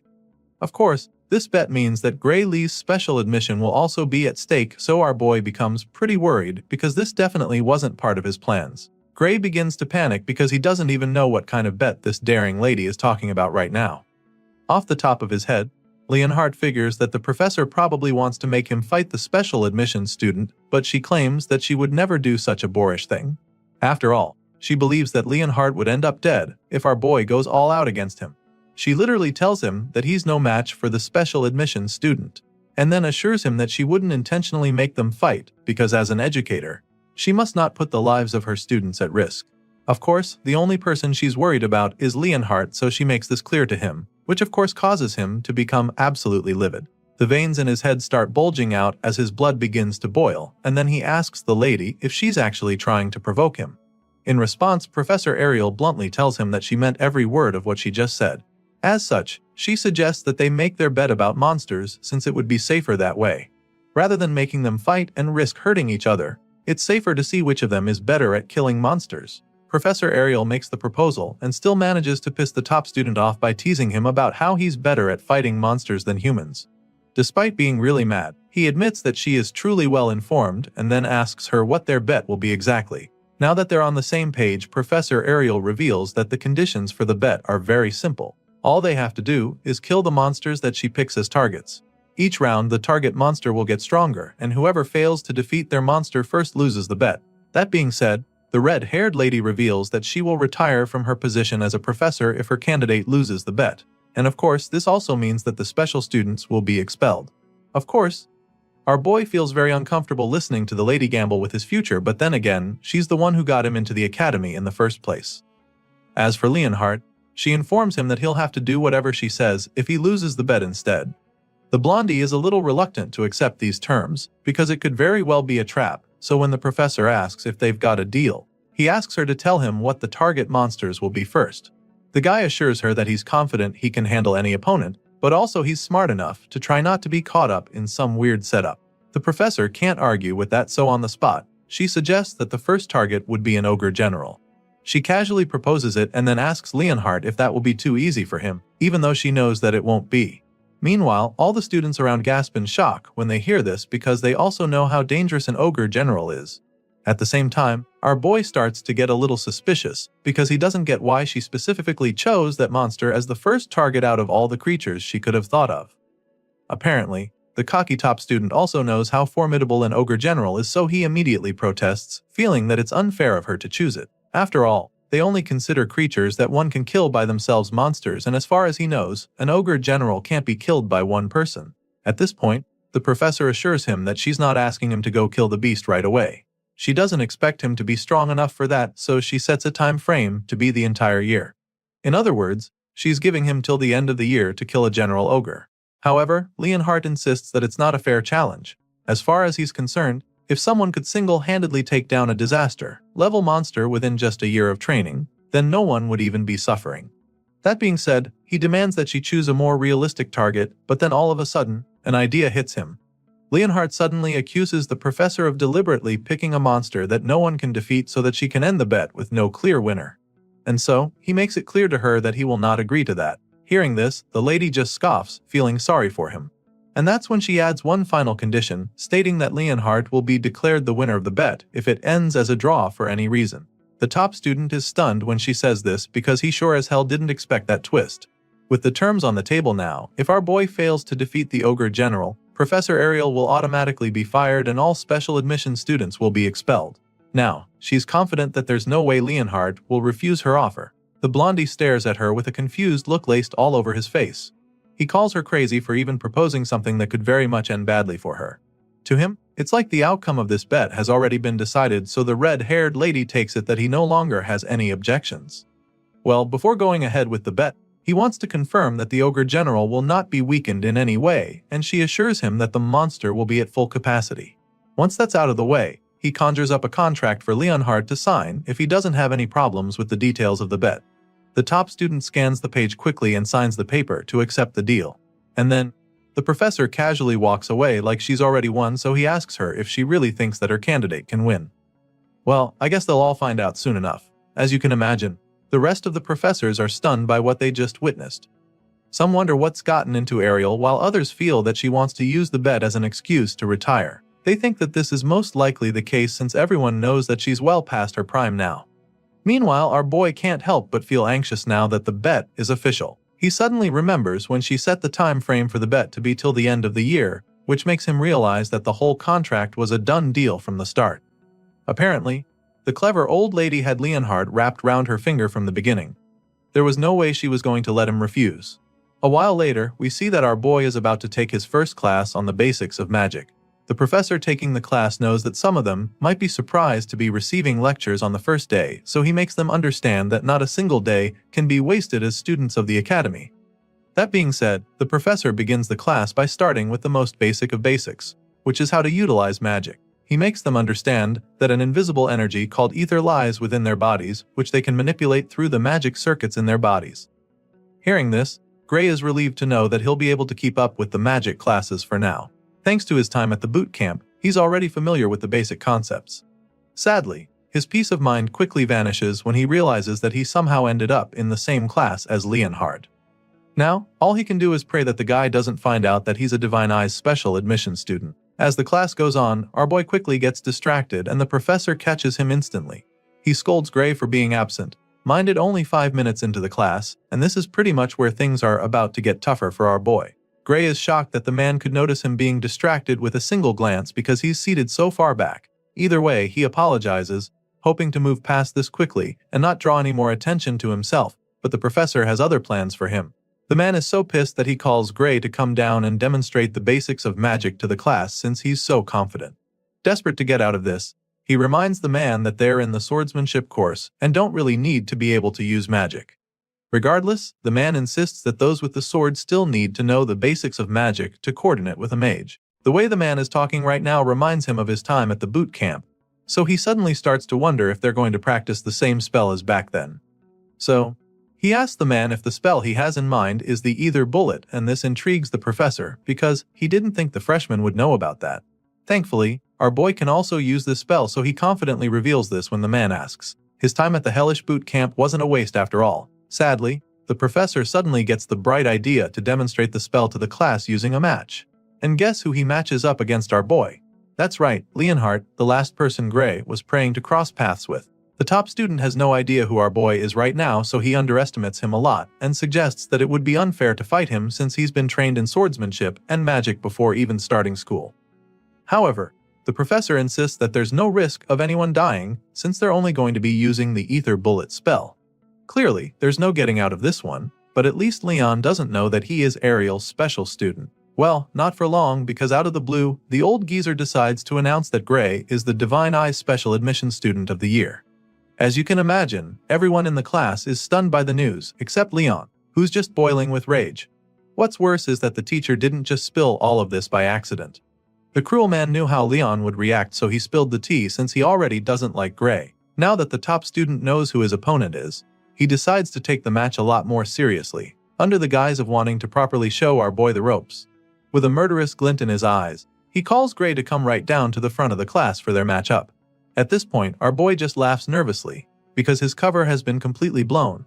Soon, the two young men are standing across from each other while the professor gives them instructions. At the moment, our boy is pretty worried because he's almost certain that he won't come out of this unscathed, especially when he only spent a few days learning magic at the boot camp. The match begins shortly and of course, Leon is the first to attack, determined to show the difference in their strength. He launches a decent ether bullet at Gray in a flash, and our boy is forced to do the same, but he's immediately blown away by the massive attack he unleashes. The two boys are astounded by the huge ether bullet that Gray shoots out with ease. Compared to our boy's blast, Leon's strike looks like a punt pebble, so the top student immediately loses all his confidence, screaming in horror as the magic ball of death speeds toward him. Luckily, the professor intervenes just in the nick of time and uses his own magic to stop Gray's ether bullet, saving Leon's life in the process. The man sighs in relief as he watches his shield stop the attack, but then all of a sudden, Gray's ether bullet shatters the barrier and causes a huge explosion in the classroom. The blast sends Leon flying, so the professor rushes to check on him even before the dust clears. The top student is literally shaking like a leaf right now, but he assures the teacher that he's fine. Thankfully, he's not hurt, but now, our boy might be in some trouble. If the barrier hadn't dampened the impact, Gray's ether bullet could have killed Leon, which is actually a big deal. Apparently, even among the professors at the academy, no one can cast an ether bullet that strong, so now, the man is very curious about this young man named Gray. He calls out to the hero, sternly asking him what the hell he just did, but right now, our boy is still trying to figure out the same thing. Thinking back to the exchange, he can't believe that they even used the same spell because Leon's ether bullet was so feeble compared to his. It makes him wonder if the ether bullet taught to those in the subjugation squad is different from what they teach at the academy. With this in mind, he curiously asks the professor if he accidentally used the wrong spell by any chance, but the man assures him that it was definitely an ether bullet. However, he makes Gray understand that the quality of his own was very different and informs him that it was by no means normal ether, but actually super, compressed ether. As you can imagine, our boy hasn't ever heard of that before, so he expresses his confusion. The man confesses that it's a power that even the professors have trouble producing. So it's mind-boggling that Gray managed to produce and reform it into a spell in a split moment. The professor goes ahead to state that there isn't a single person in the academy who can replicate what Gray just did. Just like the professor, the students are still blown away by the power they just witnessed. Whispers fill the hall as they all talk about how incredible the whole thing is. Some even feel that Gray should have been enrolled in the magic course from the start instead of specially admitting him. Despite everything the professor just explained, our boy can't help but feel that something is wrong somewhere. All the spells learned by the subjugation squad at the boot camp look just like what he unleashed a few moments ago. From what he can remember, he was even one of the ones lacking an aptitude for it, so to him, this is like the basics. And it makes him wonder if the professor is pulling his leg because he feels that anyone should be able to pull off something like that with proper practice. Hearing this, the man just starts laughing, which catches our boy off guard. He's so confused, but the professor just laughs even harder, like a maniac. He eventually stops laughing and then strangely asks our boy to consider transferring to the magic course. The old man is convinced that the kid is more talented at magic than swordsmanship, so he even offers to vouch for him if he agrees to transfer. Unfortunately, Gray immediately dashes his hopes by politely declining the offer. Our boy claims that he'll have to pass on it because he was told that he's not very good at magic. Of course, this response sounds like absolute crazy talk to the professor, especially after what he just witnessed with his naked eyes. He doesn't even get how Gray can sag something like that when he understands the ether compression technique well enough to produce super, compressed ether at such a young age. As far as he's concerned, the boy is an unparalleled prodigy, even by the academy standards. In his mind, whoever said that Gray isn't good at magic is a fool because the person clearly had no idea what they were talking about. And so, he once again asks our boy if he's sure that he doesn't want to transfer to the magic course. Gray just remains silent at this point while the other students talk about how amazing it is to see a professor who rarely compliments students to be showering someone with this much praise. When the hero fails to give him an answer, the man bluntly informs him that it would be a big loss for the world if he doesn't study magic.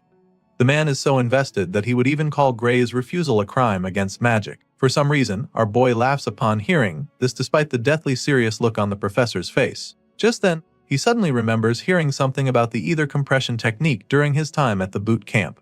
You see, back then, they were taught by the greatest mage to ever live in their world. On that faithful day, she told them about something called OD.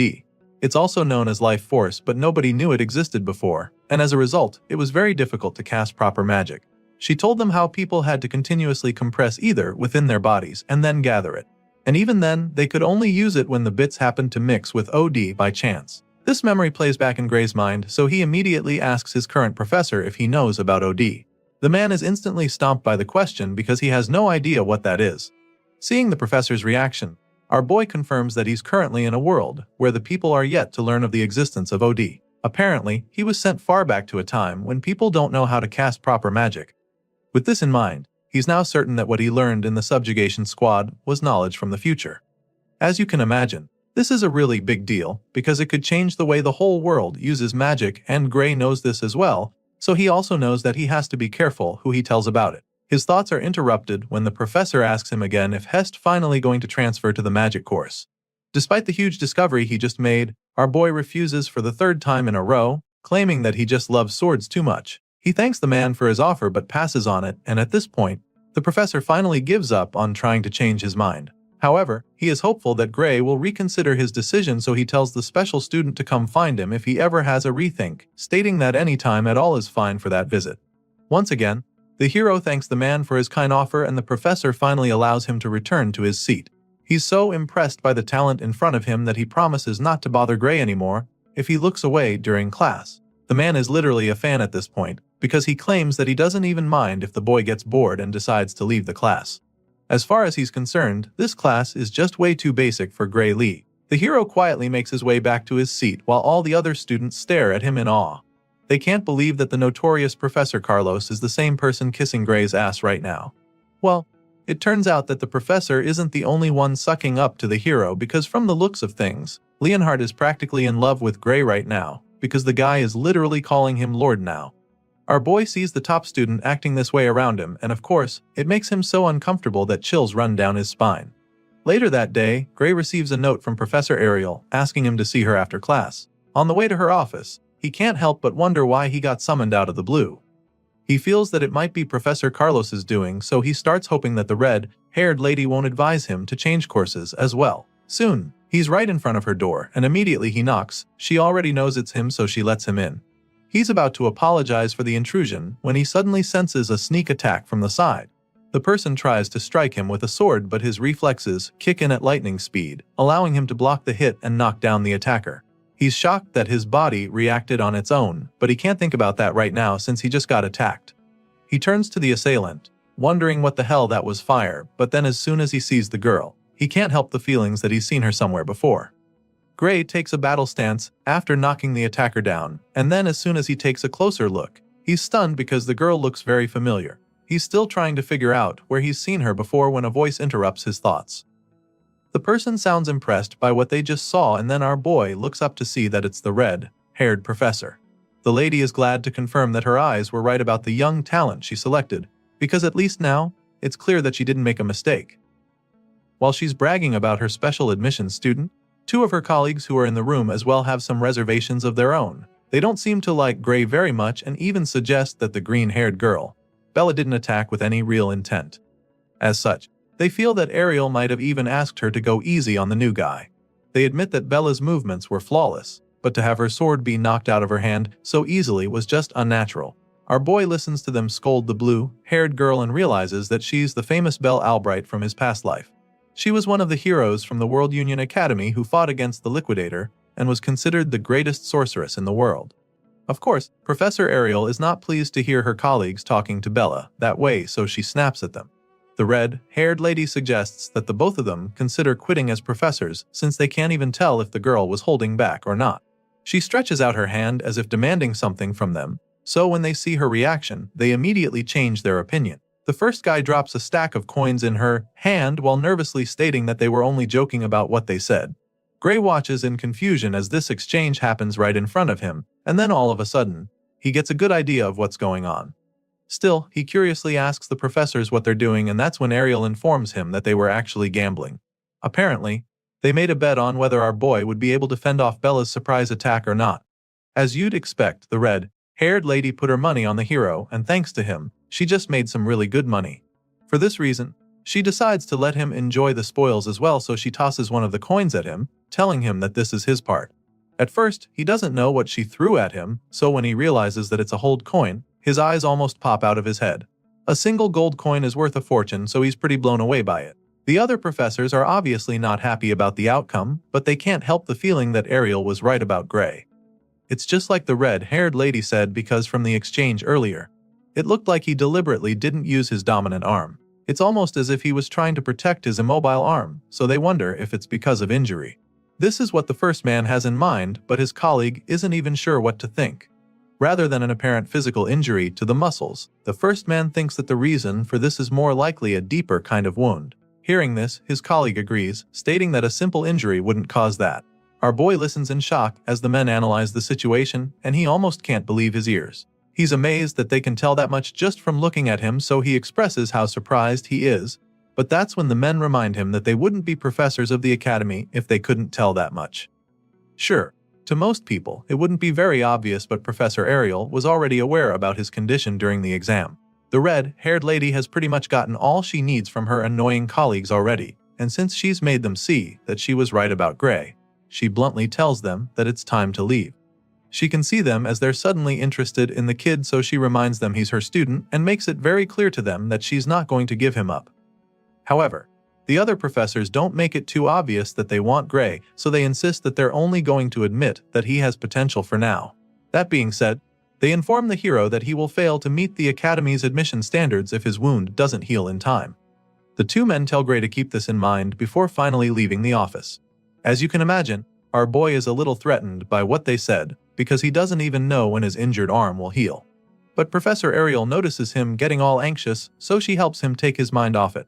Now that he nuisances are gone, she suggests that they start talking about magic, which can only mean that she's heard about his incredible display in class. Our hero takes a seat along with Professor Ariel and Bella Albright so they can have the seemingly important talk. The redhead reveals that she heard about him using super, compressed ether in Professor Carlos's class. He's not too surprised that she already knew, but it's still pretty intriguing. In response, the experienced professor reveals that Carlos came to her office earlier, and even asked that she hand Gray over to the magic course without consulting him. Of course, Ariel didn't do that, which is why they're even sitting here having the conversation right now.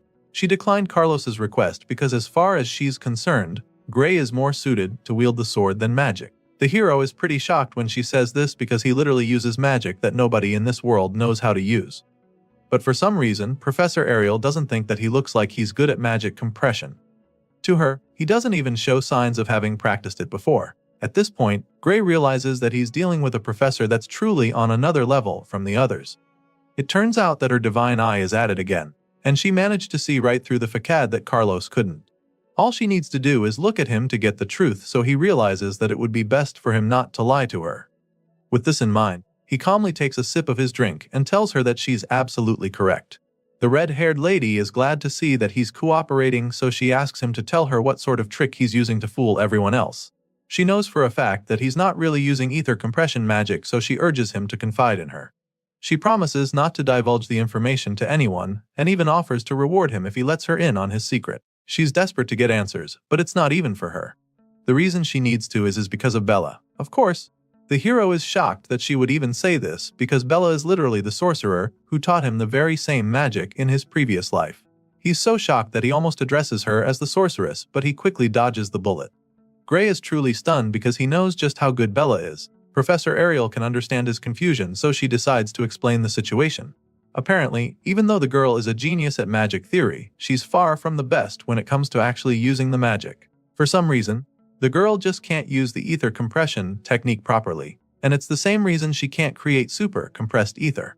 Hearing this, Gray suddenly remembers what he heard about Bella Albright being a late bloomer. She might have been the most powerful sorcerer in his previous life, but her time at the academy wasn't actually impressive. After hearing what the professor just said, he now understands why that was the case. Moving on, the professor goes on to reveal what she noticed. From what she heard from Carlos, when Gray used the super compressed ether, he didn't even look like he compressed ether at all.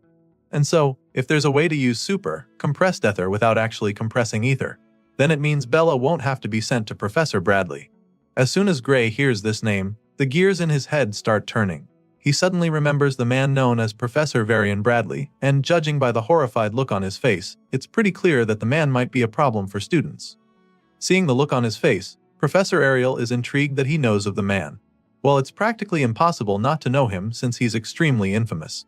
After all, he has conducted countless experiments of humans, murdering many in the process. On top of that, he has caused magic disasters that resulted in the death of tens of thousands of people. To cut the long story short, Professor Varian Bradley is history's worst magic criminal. The fact that Ariel talked about Bella being sent to the man puzzles our boy a bit, because he can't believe that the man still hasn't been caught in this period. Sadly, that's the case, and if Bella can't create super compressed ether by the end of the year, she'll be sent to him where she will undergo surgery. As you can imagine, Gray is mortified by this information, so he immediately informs the professor that it's likely a bad idea. It turns out that Ariel even knows that it's not wise. Even though the surgery is under the pretense of enhancing her magic abilities, it's actually human experimentation, and she is fully aware. Professor Ariel knows about his shady ways already, but his activities haven't been made public yet. But then again, rumor has it that he's the reason some people have died, while others were left broken. It's dangerous and scary to the blue-haired girl, but she doesn't have much of a choice because she will be expelled by the end of the year if she can't use super compressed ether. Of course, Professor Ariel doesn't like the situation, and she'd even prefer that Bella quit the academy to having that man mess with her body. Now, our boy is really tempted to tell them the truth. However, the magic he knows is knowledge that does not even exist at this time. As such, telling them might end up changing the course of history. But then again, seeing how terrified Bella is right now, he suddenly remembers what happened during the battle against the Liquidator. He remembers how the alien invader overpowered them and defeated humanity's last hope with ease. With this in mind, he immediately decides to help the blue-haired girl, because as far as he's concerned, that hellhole people call the future is much better off changed. Gray makes up his mind and promises to teach her how to use super compressed ether. The scene shifts and the next thing we see is that our boy is already training Bella in the arena.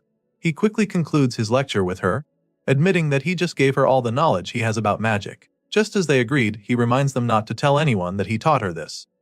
Of course, Ariel intends to honor her word, so she even creates a signed magic contract, which states that they would literally die if they break the deal.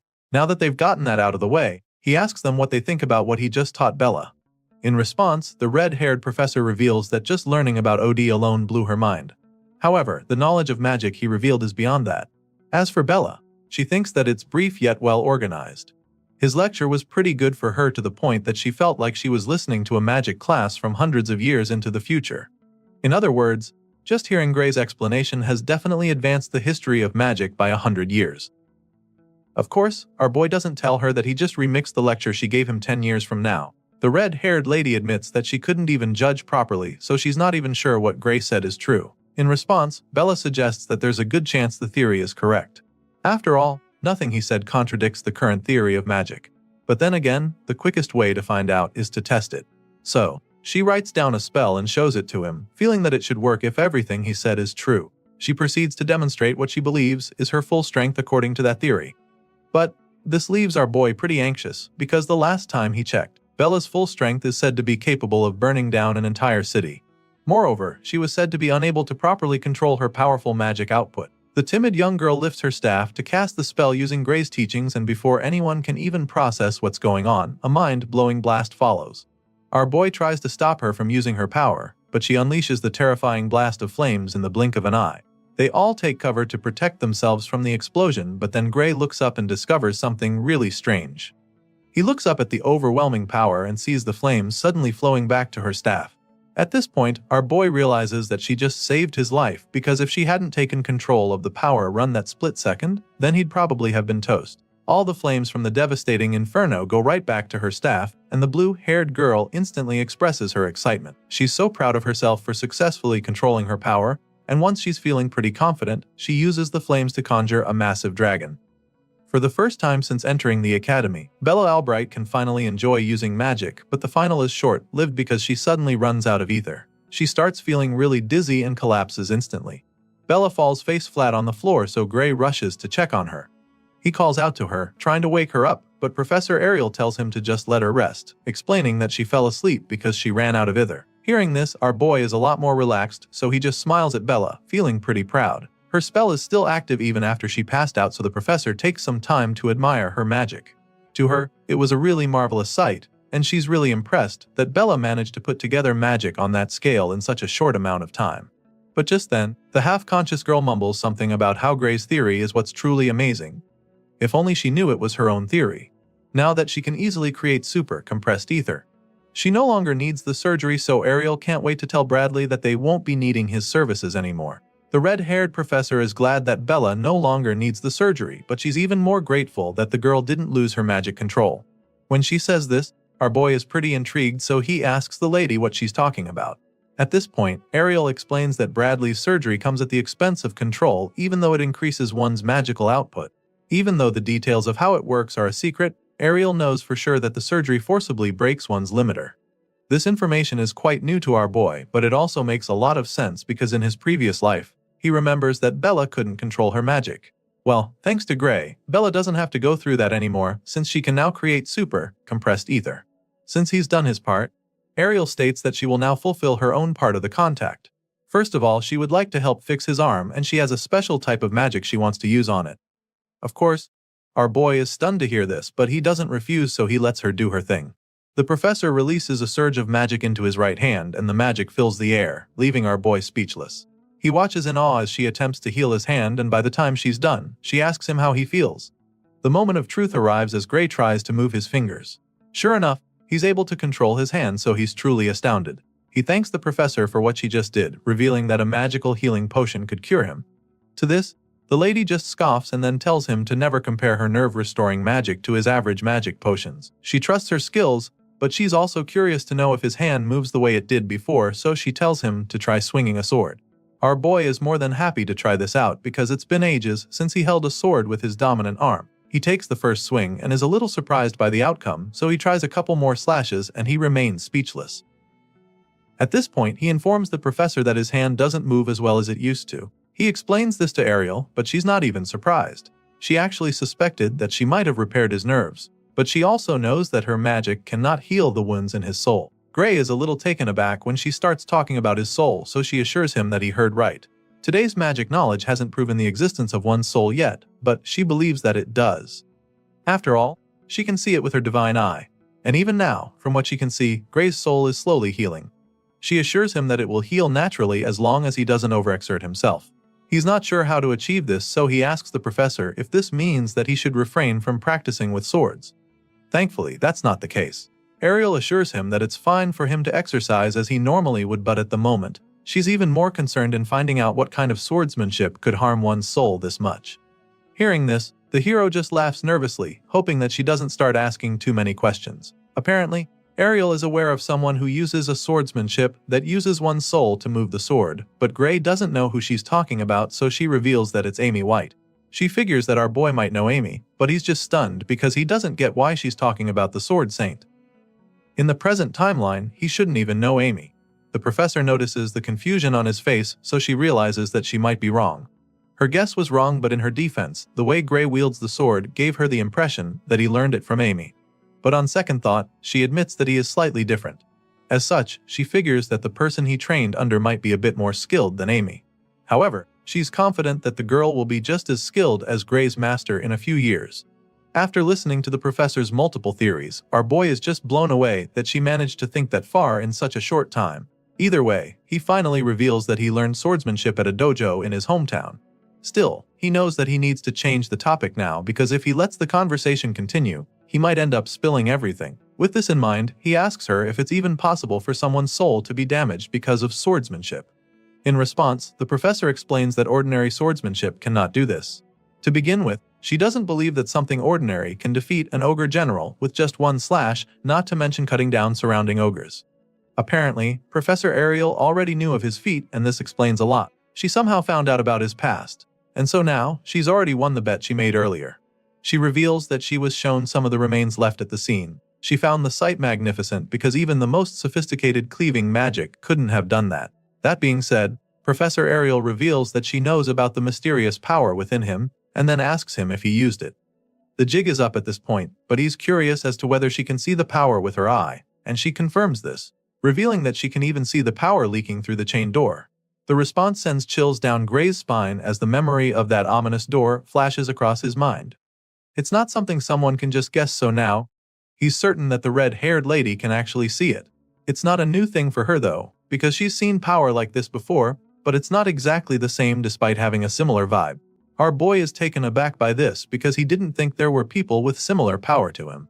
At this point, Professor Ariel reveals that they do exist, but she also admits that she's not sure they are human, from what she's heard. The one she's talking about is the Liquidator, and the moment she reveals this, the hero's eyes widen in horror because he has no idea why that name is being mentioned in this time period. Seeing that he knows that futuristic kind of magic theory, it's not so surprising though. Hearing this, Gray confirms that what he's been using is really knowledge from the future. However, no one has truly figured out that part yet. Just then, the professor asks him how much he knows about the Liquidator, and this leaves him dumbfounded for a second. Regardless, he tells her that all he knows is that the celestial being is an extremely dangerous threat to humanity. As far as Gray is concerned, the Liquidator has to be stopped before he appears because if that happens, then he must be destroyed no matter what it takes. For some reason, the professor thinks that his explanation is a little extreme, but she does agree that the Liquidator is dangerous. Even so, Varian Bradley seems intent on continuing his experiments, and she reveals this to our guy. As you can imagine, Gray is taken aback at this point because he's not even sure how Varian is related to this. Apparently, the professor is convinced that there's a connection. As far as the lady is concerned, the Liquidator is the very being that the man is trying to summon. This definitely comes as a shock to the MC because the last time he checked, the Liquidator was supposed to be an alien. He's blown away by the fact that the Liquidator was actually created by a man because no one had ever mentioned anything like that. But then again, the Academy in the last timeline acted as if they knew exactly where the Liquidator would appear. He remembers the war and how they had predicted the location of the battlefield. Memories of their fleet heading over there flash across his mind, and so now, it starts to make a lot of sense. It's a truly shocking discovery, but it's now looking very likely that the Academy was involved in summoning the World Enders all along. Now that Gray knows what's really going on, he strongly suggests that Varian's dangerous experiment be stopped immediately. Professor Ariel agrees with him, of course, but the look on her face suggests that it's not going to be an easy task. The red-haired lady also wishes for the experiment to be stopped, but there's a major obstacle in the way. Unfortunately, the person running the project is a professor just like her, so she doesn't have the authority to shut him or his experiments down. Sure, she doesn't have the power, so she already pushed the higher-ups to cancel Varian, but they refuse to listen to her. Hearing this, Gray immediately demands to know who exactly these higher-ups are, because he can't understand why anyone would sit back and watch someone start an apocalypse under their noses. He's definitely ready to go meet the authorities, but the professor sadly reveals that she is not allowed to reveal their identity to him either. She wishes she could, but she doesn't even have the authority to do. The bottom line is that no one can force the experiment to stop unless the orders come from above. As you can imagine, Gray is disappointed that he couldn't even get a name from her. And now, it's looking like the Academy's leadership is more tangled than he thought initially. The situation is looking pretty bleak, but then all of a sudden, an idea pops up in his mind. It is already clear that the higher-ups don't want to stop Varian, but if the man in question is a criminal, that should change things. This is our boy's train of thought right now, because he remembers that the man in question killed tens of thousands with his illegal experiments in the previous world. If that was the case back then, it shouldn't be much different now. The MC knows where the mad scientist's lab is, so he feels that they should take action right away. With this in mind, he informs the professor that he knows where Varian is conducting his illegal experiments and proposes that they try to catch him red-handed. After all, that's the best way to prove that he needs to be shut down. Sadly, before he even finishes stating this idea, the professor explains that this won't work either. As you can imagine, Gray is so confused when he hears this, so he asks her why they can't bust the mad scientist. Apparently, entering an academy professor's research facility without permission is a very serious crime on its own over here. That being said, the red-haired lady makes him understand that they'll be the ones getting locked up if they are unable to produce hard evidence after breaking into the lab.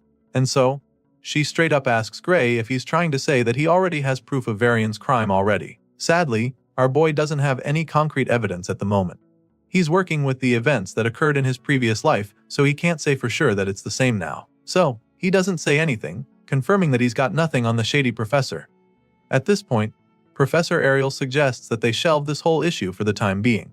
This entire conversation just makes our boy understand that the professor's hands are tied, even though she knows that Varian and his experiments are dangerous. There's really nothing he can do at this point, so he assures her that he understands the situation. Now that they've got that out of the way, the lady suggests that they pay more attention to the more important matters at hand, which are his powers. She knows that he probably wants to learn how to be able to control it, so she offers to help him with that. Gray is blown away when she says this because he didn't even know that she could do that. Seeing the excitement in his eyes, she informs him that there's actually a professor in the academy who is very good at dealing with unknown forces. The man goes by the name Heathcote Longfellow, and Professor Ariel reveals this to Gray. Our boy is blown away by this because he's actually heard of the man before. It turns out that Heathcote Longfellow is the one who trained the Sword Saint, so it's a pretty big deal to be tutored by a man like that. Professor Ariel can tell that he's stoked about it, and she's not even surprised because she had a feeling that news would catch his interest. That being said, she offers to arrange for him to start private training with the man the following day. Of course, our boy doesn't have any issues with this, so he begs her to see to it. The very reason Gray came to the academy was so that he could master this mysterious power inside of him, but he definitely didn't expect to find a lead this quickly. The scene shifts, and the next thing we see is a very intense training session between the powerful professor. Our boy is already receiving private lessons from the one and only Heathcote Longfellow, so it's a really big deal for him. At first glance, you'd think these two are in the middle of a tough sparring session based on the strained looks on their faces, but we suddenly get to see the full picture and learn that they're actually running at insane speeds through the woods. As you can imagine, our boy doesn't get why they're doing this, but he doesn't complain and just follows the professor's lead. Surprisingly, the man is somehow able to sense that Gray's mind is wandering. This is not something that he's ready to entertain, so he tells Gray to pick up the pace since he's clearly not focused enough if he has room for stray thoughts. He demands that our boy keeps running until his body is at the absolute limit. Heathcote Longfellow insists that our boy keep running and only stop once he's burned away every drop of physical strength inside him. Because only then will his soul's power awaken. The professor informs him that they will not touch the sword as long as the MC still has even a scrap of stamina left in him. In other words, Gray will have to be on the brink of death before his new tutor will be satisfied. For most people, this might just be a deal breaker, but our boy knows what he came here for, so he's not going to shy away. After all, if this is the training that the legendary Heathcote Longfellow chose for him, then it must surely have a meaning. But then again, he can't shake the feeling that while he's here running laps, Varian is already carrying out his experiments to summon the Arbiter. He really wants to focus solely on the training as the professor demanded, but Gray is not even sure if this is what he should really be doing right now. Well, despite having these doubts at the start, our boy keeps going back every day, and after a week, he reports back to Professor Ariel. He goes to see her in her office then, and she asks him how it's been going with Heathcote. Of course, our boy takes the opportunity to say what's been going on. He tells her how it's mostly been running and adds that they do a bit of sword drills at the very end. Regardless, he does feel a bit stronger, and he admits this too. Of course, the lady isn't surprised to hear this because all of this sounds exactly like Professor Heathcote Longfellow. Their discussion is suddenly interrupted when someone suddenly knocks on the door. Professor Ariel lets him in, and the man gives her a letter that just arrived for her. He hands her the sealed envelope and takes his leave. Gray just watches the whole thing play out, looking all confused, but then the lady opens the letter to start reading through, and the look on her face informs him that there's something wrong, so he asks her what's up. Rather than telling him, she simply turns the paper to his face for him to see for himself. And by the time he sees it, his eyes widen in horror because the whole thing is just a report that Bella Albright has succeeded in producing super compressed ether. It appears that she has indeed gained a power closely resembling it. However, upon examination, it's clear that she has not actually compressed it. As a result, her new ability cannot be recognized as super compressed either. Therefore, the contract remains valid, and the operation will proceed as scheduled. This whole letter was sent by Varian Bradley, and after reading it, Gray is absolutely furious. As far as he's concerned, this is insanity, and the professor agrees with him. So, she suggests that Bradley is determined to force Bella into surgery by all means, even if she doesn't need it anymore. The mad scientist wants to make sure that he achieves his goals. Hearing this, our boy is pretty worried about Bella and wonders if she can refuse to partake in the experiment. Well, the contract is airtight, and the red-haired lady explains this to Gray. It turns out that the only way Bella can get out of doing the surgery is if Bradley himself voids it. That being said, Bella's only choices are expulsion or the operation. In other words, if she refuses, she'll be kicked out of the academy. Of course, this is horrifying news for our boy, so he expresses his displeasure, slammed his fist on the table. Seeing that this is the way things are going, Professor Ariel tells Gray that she needs his help, and then all of a sudden, she asks him to tell her where Bradley's lab is. Apparently, the letter he just sent to her was some kind of trigger that is enough to change her mind. Remember when she said that they can't enter another professor's lab? Well, now the lady is suddenly fine with busting the mad scientist, because if they are blue to expose him as a criminal, then his contract will be null and void. As soon as Gray hears this, the worried look on his face is suddenly replaced with a smirk. Sure, he's excited about this, but he's also curious as to why she suddenly changed her mind. After all, she was the same person who just said that it would be too dangerous to go after him without proof. Hearing this, she simply tells him that they're just going to have to find the evidence they need. She makes this bold statement and then informs Gray that she's putting her faith in him right now. You can tell that she's nervous about this whole plan, but then again, she realizes that she's actually even put her faith in him from the start. She was bold enough to do this because her divine eye had already told her that our boy was telling the truth the whole time. Apparently, she's known this for a while now, but it just took her this long to get herself to finally admit it. Our boy listens to her saying all of this, and it makes him feel very good about their plan. Professor Ariel confesses this to him, and then finally asks him to show her the way. It's clear that he knows the things that can help them, so she urges him to share in order to bring Bradley's crime to light together. And judging by the look on our boy's face, it's pretty clear that he's all in.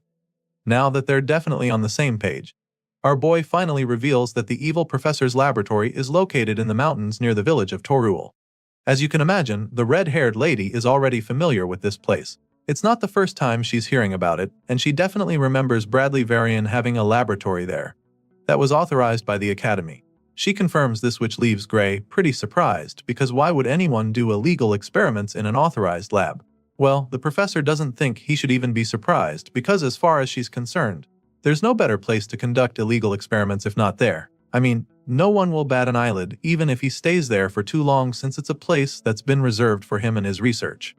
On top of that, no other professor in the academy has the authority to interfere with his lab, so the Torul Mountains are just perfect for the mad scientist. Now though, that's about to change, because Ariel is determined to get evidence of his crimes, since they won't be charged with breaking into his lab that way. While they're plotting and scheming on how to bust the evil professor, Bella interrupts them with a knock on the door. Of course, Professor Ariel lets her in, so the blue-haired girl comes in with a paper in her hand. From the look on her face, you can tell that she's kinda nervous. She reveals that she just received the letter, and before she can even say anything else, Ariel snatches the envelope from her. The red-haired lady tells her not to worry about anything, promising to take over from here. Of course, Bella doesn't know what the letter is even about yet, so she's pretty confused when the professor says this. She tries to ask Ariel what she means, wondering if her professor is planning to fight Bradley Varian for her sake. Going after the mad scientist is already risky enough, but Ariel seems to be doing this all by herself, which makes it even more scary to Bella. Ariel senses how worried her blue-haired student is right now, and she just finds it amusing. She simply scoffs in response before informing the worried girl that she alone is more than enough to handle the task.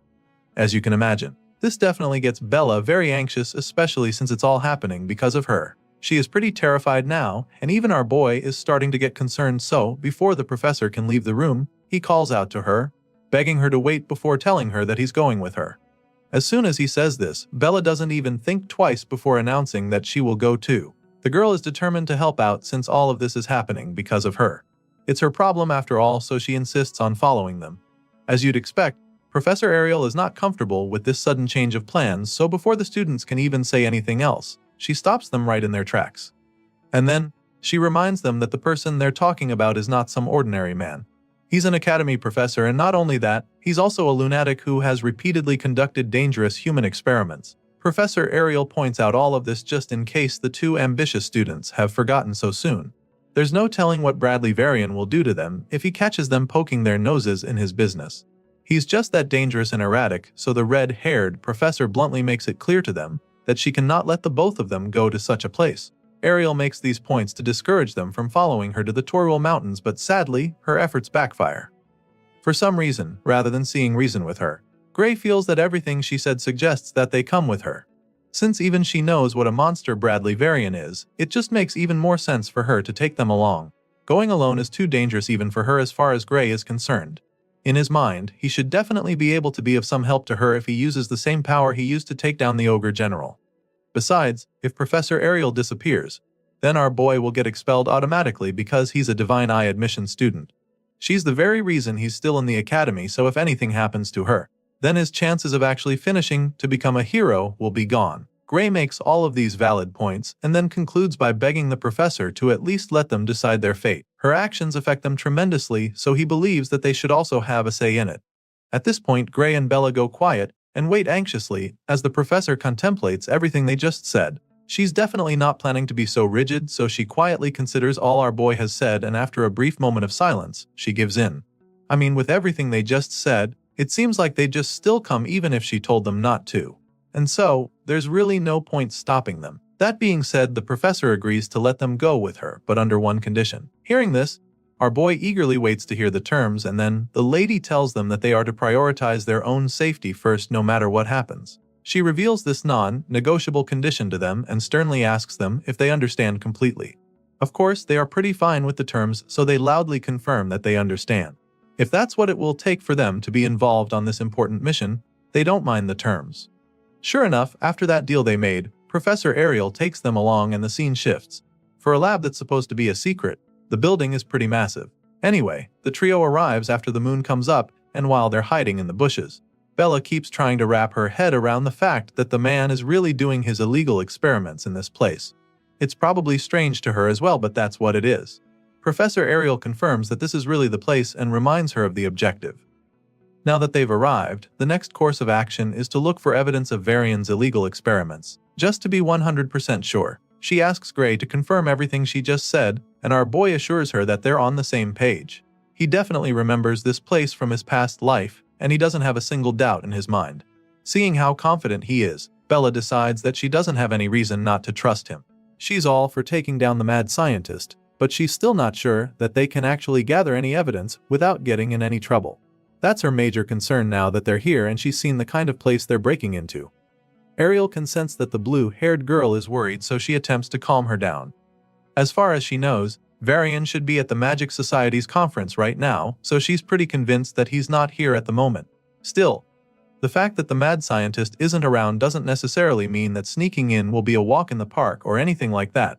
She has a strong feeling that the entrance is rigged with all sorts of traps, so going in through the front is not really an option anymore. With that fact established, she concludes that they'll have to bust in through the Sade wall. Such a move has its own consequences as well, so Bella is pretty worried still. At this point, it's kinda obvious that Miss Blue Hair over here doesn't really have the stomach for a mission like this. She's been on edge since they arrived and worried about everything, so the professor reminds her that they came here to break into an academy, authorized lab. That in itself is already a crime, so whatever approach they take is still likely going to land them in trouble, especially if they're not able to find any concrete evidence. Either way, the professor tells her that she doesn't have to go if she doesn't want to. After all, she was the one who insisted on coming, so if she's no longer feeling up for it, she can always go back. Ariel is still very open to going on this mission by herself, so she wouldn't mind if they change their minds. She makes this very clear to Bella, but it just motivates the timid girl to stand strong. She claims that she's still going, but a part of her still doesn't get if all of this is worth it. As far as she knows, Professor Ariel is doing this for someone like her, so she doesn't think they should be going this far. However, Ariel simply informs her that that is where she's got it wrong, because stopping Varian's experiments is for the sake of the entire world. Right now, Bella doesn't understand the gravity of letting the mad scientist get his way, so Gray explains that countless people will die if they don't stop Varian. He says this but quickly corrects himself, claiming that the whole world will be sacrificed if they don't stop the evil professor. Of course, Bella doesn't understand what they're talking about, so she expresses her confusion. She was already worried before, but after hearing all this, she's probably gonna have a panic attack. The professor can foresee this already, and that's not what they need on this kind of mission right now, so she tells Bella that Gray is probably just exaggerating. Nevertheless, she agrees with what he said about how the mad scientist needs to be stopped at all cost. She knows that the girl might still be bothered, so she keeps telling Bella not to worry, assuring her that they're here for her and will literally put their lives on the line for her. Ariel says these words with a reassuring smile etched on her face, hoping to calm the timid student. Once they're able to get all the doubts and worries out of the way, the professor finally gives the signal for them to move out. The three of them blast off with blistering force toward the lab, determined to find the evidence they need to take down Varian. Ariel casts an insanely powerful spell mid-air and instantly unleashes a devastating blast that blows a hole in the side wall of the facility. So much for being stealthy. The blast is truly incredible as it leads to a mind-blowing explosion that almost sends them flying.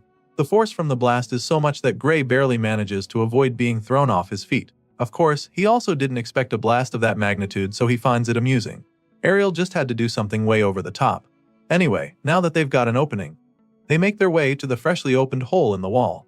It's a miracle the facility is still standing after taking such a devastating blast, but I guess that's a good thing. Gray Lee takes the lead since he's the one who knows the way, but as soon as he steps into the lab, his eyes widen in horror.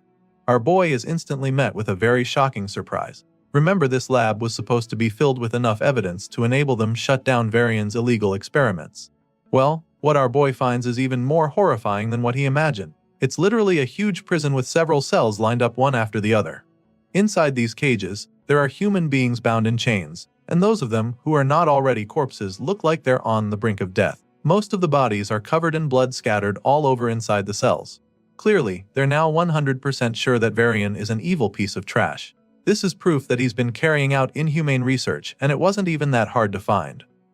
Looks like there's no need to make an effort searching for the evidence they came for.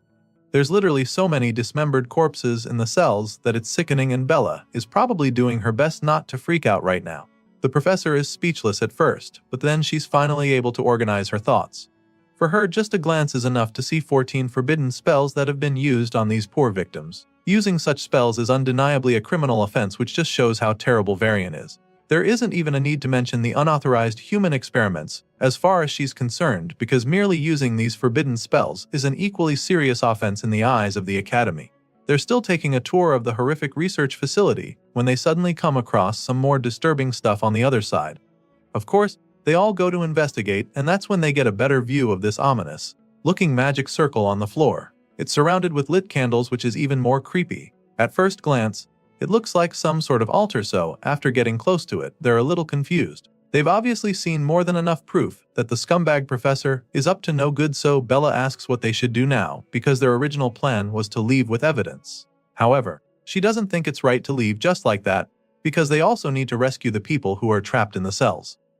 At least the ones who are still alive. Gray is the first to respond to her. reminding her that they shouldn't stay here for too long. He's afraid that Varian might return and find them there if they're not careful, but before he can even finish explaining this, he's suddenly cut off. Our boy is interrupted by an ominous voice in the shadows, and that's definitely not a good sign. As you've probably guessed already, this voice belongs to the one and only Bradley Varian, who sounds really amused by the presence of unexpected visitors. They were just talking about him, so he tauntingly asks if they were calling for him. The evil professor slowly walks out from the darkness, and his colleague is the first to confront him. With a confident smirk on her face, Ariel asks him what happened to his conference. After all, that's where he's supposed to be right now. She calls his name, and that's when we finally get to see the face of this notoriously dangerous man.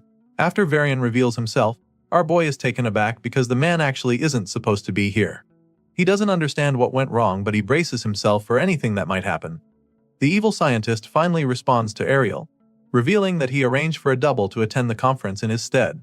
Apparently, he has an important experiment to do here, so he couldn't leave. The Twisted Man explains this, which leaves Ariel a little puzzled because she doesn't know what he's talking about. He confirms that the experiment is way too important, stating that he even managed to get some fresh materials for it. By fresh materials, this madman is actually referring to the human corpses he's hung in one of the rooms. He claims that he wanted to use them while they're still fresh, but now that he's got visitors, he's changed his plans. Varian says this with a truly terrifying look on his face that sends chills down their spines. He doesn't mind changing his plans though, since he wanted materials with more potential for magic than an average person anyway. Clearly, he's basically telling them that they're his next victims, and they definitely understand. Varian admits that he doesn't know how they caught wind of his experiments since it's a secret, and he's also pretty sure that they didn't tell anyone they were coming here. That being said, he concludes that no one would suspect a thing if the three of them suddenly went missing, making it very clear to them that he's ready for them. But Varian is more than happy to put them to use as best as possible. The guy is still talking trash when he looks up to see the massive ball of flames headed right for his face. He's shocked by this, but despite seeing the fireball, he can't do anything before it hits him. A huge explosion follows as soon as the flames reach him, and as the fire rages on, that's when we see who unleashed the blast.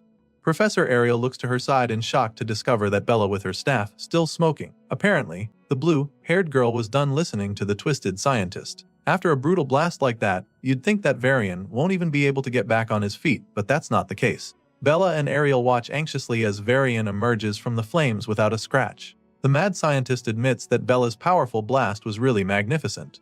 He's truly impressed with the girl and commends Professor Ariel, because her divine eye clearly hasn't lost its edge for her to have picked such a talent. He didn't think that a special admission like Bella would be such an exceptional talent, but he was clearly wrong about that. Seeing how amazing Bella's abilities are, Varian suddenly begins to consider looking closer at the other divine eye recruits as well. The man makes this cryptic threat with a sinister look on his face, and then proceeds to address the blue-haired girl who just hired a mini inferno at him. He claims that he's not impressed with what just happened, informing her that she's an academy student who just tried to assassinate a professor. Despite being terrified, Bella musters the courage to hit back at him, telling him that it is better to kill than be killed. Sadly, she missed her chance to do that now, and she knows it. It's pretty obvious that she might not get another, so before things get even more out of their control, Professor Ariel reveals that they're pulling back for now. After all, they have already gathered the evidence they came for, and she believes that the Academy will handle the rest once they report what they know. Varian also finds it amusing that she thinks he would just let them walk away, after all the trouble they've caused him already. Just to let them know who's in charge, Varian immediately charges up his spear with dark energy and unleashes a devastating blast on Bella. The blue-haired girl stands there looking horrified as the massive beam of death speeds toward her, and just when it looks like she's about to be obliterated, Professor Ariel creates a big shield to deflect Varian's attack. Her barrier dissipates the energy from the scientist's blast, deflecting it for a while. Bella just watches in terror as all this is happening, while the mad scientist seems to be enjoying himself even more. Varian laughs at Ariel's attempt, informing her that this is one of the fruits of his research known as Gluttony Flame. Apparently, this special move casts fire that devours defensive magic and burns it into fuel. The man confidently explains this to them, and that's when Ariel begins to realize how much danger they're actually in, because all of a sudden, she finds herself struggling to hold back the blast. Her shield appears to be giving way all of a sudden, and it's becoming very difficult for her to hold on. In theory, the Gluttony Flame can't be blocked because it would just consume anything in its path, and the only downside is the fact that it costs a little rare material to conjure. Hearing the smugness in his voice, Ariel musters all the strength she can to keep holding on. She pumps in more magic into her shield and reinforces it until it starts to push Varian's gluttony flame back. As soon as she gets a bit of control, she conjures a glowing floating box that looks like some kind of treasure chest. She passes the spell memory pouch to Bella and tells her to take it to Gray, claiming that Heathcote would know what to do once he sees it. Bella receives the small box in her hands and realizes that Professor Ariel is starting to struggle again. So, she uses her staff to create another protective dome around them, hoping to keep Varian's attack at bay, but as Ariel is not exactly in support of this, she asks Bella what the hell she thinks she's down and urges her to get out of the lab as fast as she can, but the blue-haired girl isn't exactly keen on leaving her behind. She informs her professor that her barrier is already breaking and offers to help out. She asks Ariel to let her handle this, but the red-haired professor doesn't have any intention of doing that. She reminds Bella of the deal they made before coming here. She made them promise to put their lives first if something goes wrong, so she wants the girl to keep that promise. Varian's magic is clearly unnatural, so she tries to make the girl understand that defense spells won't stop it. That being said, she promises to buy the students some more time so that they can escape, but before she can even finish talking, her barrier shatters into 1,000 tiny pieces like glass. Her eyes widen in horror as the reality dawns on her, but Bella assures her that everything is going to be fine. The only thing standing between them and Varian's ravenous dark spell of death is Bella's protective dome, so Ariel is absolutely terrified. The professor is so stunned by their current situation that she doesn't even run anymore. She stands right there staring at the flames of death smashing against Bella's barrier. On the other hand, the blue-haired girl just has the feeling that Varian's spell isn't even that strong. As far as she's concerned, it just needs a slightly different kind of defense magic. Seeing this, Varian yells in frustration. The man can't believe his eyes. It should be impossible for anything to hold back his spell, because he's the only one who knows the counter-magic theory for gluttony flame. And so, the mad scientist begins to wonder how the hell she knows the formula to make his attacks useless. In response, the blue-haired girl simply reveals that she managed to crack his code so easily because someone recently taught her a new theory. Using that theory, using the spell to counter him is just that easy. Hearing this, the evil scientist just grits his teeth in rage as he begins to rack his brain. He's so confused by the fact that someone taught her the spell, so he loses his shit and furiously demands that she give him a name immediately. The man is so desperate to find out who the traitor is that he promises to give a clean death if she gives him the name. For some reason, he thinks that's supposed to make her want to tell him anything. Anyway, seeing that he's so curious to find out who taught her, she decides to piss him off even more by telling him that the person's identity is a secret. She doesn't give him a name, but she lets him know that the person who taught her is a student from the swordsmanship course. In that moment, she begins to recall when Gray revealed the theory to her and how confident she was that the formula would work even though it contradicts the current theory of magic. As you can imagine, the evil scientist is even more enraged when he realizes that the girl doesn't want to answer him seriously. It's obvious that she's messing with him and he doesn't take it lightly. All of a sudden, Varian reveals a huge red stone and threatens to burn her alive with it for pissing him off. Varian shatters the rock with a single punch and several skeleton ghost heads start flying toward Bella. This dark spell continues to get even more powerful when it gets to her barrier, and it's starting to look really scary, so Gray asks her if she's okay. Surprisingly, she's still completely fine. It's like she's not even breaking a sweat to hold back the evil scientist's attacks. As far as she's concerned, her barrier can definitely withstand this force, but it comes at a cost. Apparently, her mana reserves won't last the longer she holds up the shield, and Varian is very much aware of this. With the extra magic she's using to keep the barrier up, the man estimates that she's got just over a minute left with how low her mana reserves probably are now. It's just a matter of time before the shield gives way, so Bella urges Professor Ariel to attack now. She's got her hands full and can't hold for much longer, so the redhead swings until action. She activates her divine eye to assess the situation, and it only takes her a second to see that the flames from Varian's attack are thin at a particular spot. This is the weak spot she can take advantage of, and she doesn't waste another second since she can also project mana outside the barrier. Professor Ariel goes to the edge of the dome to cast her spell and shoots out mana at that point to exploit the weak spot in Varian's attack. Her mana seeps out of the dome and moves through the flames, headed right for the evil scientist, but just when it looks like her attack is about to get to Varian, they get weaker and weaker until they finally disappear.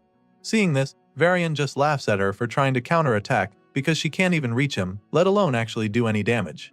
At this point, Ariel begins to panic because it's clear now that hurting the guy will be a lot harder than she thought, and so she immediately starts brainstorming. You see, Professor Ariel's offensive magic is one of the weakest among the staff, and when you factor in the properties of the gluttony flame, then it's very likely that her spells are being absorbed until there's nothing left. In other words, Ariel can't get to Varian, and as if that's not bad enough, it looks like Bella is about to collapse. She struggles to keep up the barrier, but eventually gets drained completely, so she tells the others to brace themselves. Upon hearing this, Professor Ariel begins to regret her decision. She knew that something like this could happen, which was why she told Bella to run away earlier. Sadly, it's too late for that now, and they have no choice but to face the evil scientist head-on. Just when it looks like they're about to be sitting ducks, Gray steps forward, telling the ladies to leave this fight to him. The hero takes out his sword, ready to take Varian all by himself, and this definitely leaves his professor very shocked. Bella is equally taken aback by his sudden display of bravery, and she can only wonder what he's planning to do now. You see, the blue-haired girl is especially confused because she knows that his sword can't reach Varian from where they are. She tries to explain this to him, hoping to prevent him from making a dangerous move, but he just tells her not to worry, sounding absolutely certain that he'd be able to get to the enemy. With Bella failing to convince Gray otherwise, the professor gives it a try as well, asking the hero if he's sure about what he wants to do, because she knows that it could kill him if he uses that power again. On the off chance that he survives it, his healing arm might never even recover, so it's an insane risk he's about to take. Despite her attempts to change his mind, the hero just cracks a little smile and tells her that dying alone is much better than all three of them losing their lives here. Gray makes it clear to them that he's not going to change his mind and proceeds to charge up his sword. As soon as he does this, Varian sees the bright light off the blade from the other side, and before he can even realize what is going on, our boy gets to him. The hero reaches him in the blink of an eye, and Varian is shocked to see the young swordsman flying toward him with a sword. Unfortunately, it's too late to even save himself now because Gray swiftly uses a single powerful slash to take the evil scientist's head clean off. Gray decapitates the mad scientist in a flash with a vicious slash that splatters blood all over the walls, and as you can imagine, the ladies behind him are absolutely shocked by what just happened. Eventually, Varian's headless corpse falls to the ground, and that's when even Professor Ariel realizes the gravity of what just happened. Her eyes widened in awe, claiming that it's her first time seeing the real one with her own eyes. Sure, she knew that Gray was special already, but after seeing the kid take the tyrant down with so much ease, she's absolutely staggered. They're all still coming to terms with the situation when all of a sudden, they notice pieces of rock coming down. Bella looks up at this point, and that's when she sees the huge cracks in the ceiling. The place appears to be coming down on them, but before things can get out of control, Professor Ariel uses her magic to stop the rocks from smashing them. She keeps the debris suspended for the meantime, and judging by the look on her face, she's not breaking a sweat. She then turns to the young swordsman and admits that his actions were beyond her expectations. She's definitely impressed but also pretty concerned about his body, because he used that self-destructive power earlier. The moment she asks how his body is, the sword falls right out of his hand, confirming that something is wrong. It turns out that his little gimmick just now came at a cost, just as the professor predicted. At the moment, Gray's dominant hand is starting to hurt quite a bit and somehow feels numb at the same time. On top of that, those dark tattoos are still all over his arm, which explains the problem he is having right now. Despite all of this, Gray insists that he can still move the arm, so he picks up the sword just to prove that he is all good, and of course, this display leaves the professor really impressed. With a small smile on her face, she suggests that his training appears to be paying off a lot and showing results, which he agrees with as he sheathes his sword. Right now, the hero can actually confirm that he's getting a lot stronger because he knows for a fact that he would have passed out for days and woken up unable to move his arms if he had tried using that power back when he was still in the village. He remembers so clearly how he woke up in an infirmary to see that he had been unconscious for days. On the other hand, now using that dark energy only leaves him with a hurting harm, so he can't help but feel that it's quite the improvement. Looking back now, all the difficult things that Heathcote put him through start to make sense. Gray confirms that the training was really worth it because his mentor pushed him to the limit of body. Heathcote made sure that every drop of physical strength was drained to ensure that he activated the power in his soul, all while ensuring that they did not even touch the sword until Gray was ready. All the memories of his training run through his mind, and while he's thinking back, Ariel notices him clenching his fist like he's fighting back the pain he's feeling. So, she walks over to him and thanks him for saving them, admitting that he's the only reason that the three of them are still alive. However, she also goes ahead to apologize to him for making him use the dark power inside him. She knows that it took a toll on him, so she wants him to know that she's sorry, but our boy simply waves off the apology, telling her not to worry about it. After all, he was the one who insisted that they had to stop Varian in the first place, so he didn't mind putting his life on the line if it meant that they could put an end to the mad scientist's reign of terror. Gray Lee makes her understand that he was happy to do it, so the red-haired professor simply thanks him once again. Even though she's grateful for the risk he just took, she also knows that he can't afford to use that dark power anytime soon. It might be too much for his body to handle, so she advises him to try not to tap into the power for a while, making him understand that the damage that will follow will be irreversible. The professor makes this very clear to him, with a pretty scary look on her face, which leaves the young hero quite worried. Gray's eyes widen in horror when she says this because he knows that she's right, so he doesn't bother saying anything else besides assuring her that he understands the situation. Right after this little exchange between the two, the timid student who came along finally chimes in. Bella calls out to Gray and nervously asks him if the energy he just used was magic. Apparently, the blue-haired girl is a little confused right now because she didn't sense any other at all when our boy was using the dark power. All this while they've been talking, she's been trying to figure out what that energy really was, but now she's come up with the conclusion that it's just impossible to even call that much power magical energy. It just doesn't make any sense to her, so she tries to get answers from the hero, but the professor cuts her off immediately. As you can imagine, Ariel doesn't really want the young girl getting involved with something as dangerous as this, so she just tells Bella that it's better if she doesn't pry into the matter any further.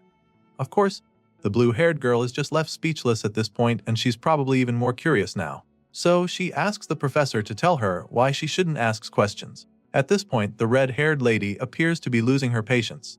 Seeing that the timid student isn't ready to cooperate with her, she begins to cast a spell, and then threatens to erase Bella's memories if she can't promise to stay out of the matter and keep all of this a secret. An ominous-looking ball of magic begins to form in Ariel's palm as her divine eye glints menacingly, so when Bella sees that her teacher isn't bluffing, she finally agrees to back off.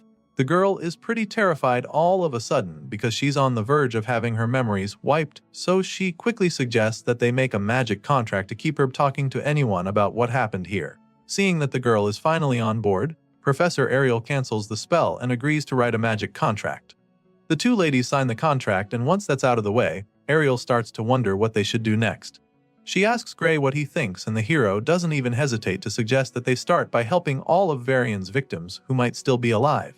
Even though he's concerned about the experiments that the tyrant was working on, he believes that the first course of action should be getting these ones back to safety. Hearing this, the professor takes a look around and concludes that most of them look like they're just being out to sleep with magic.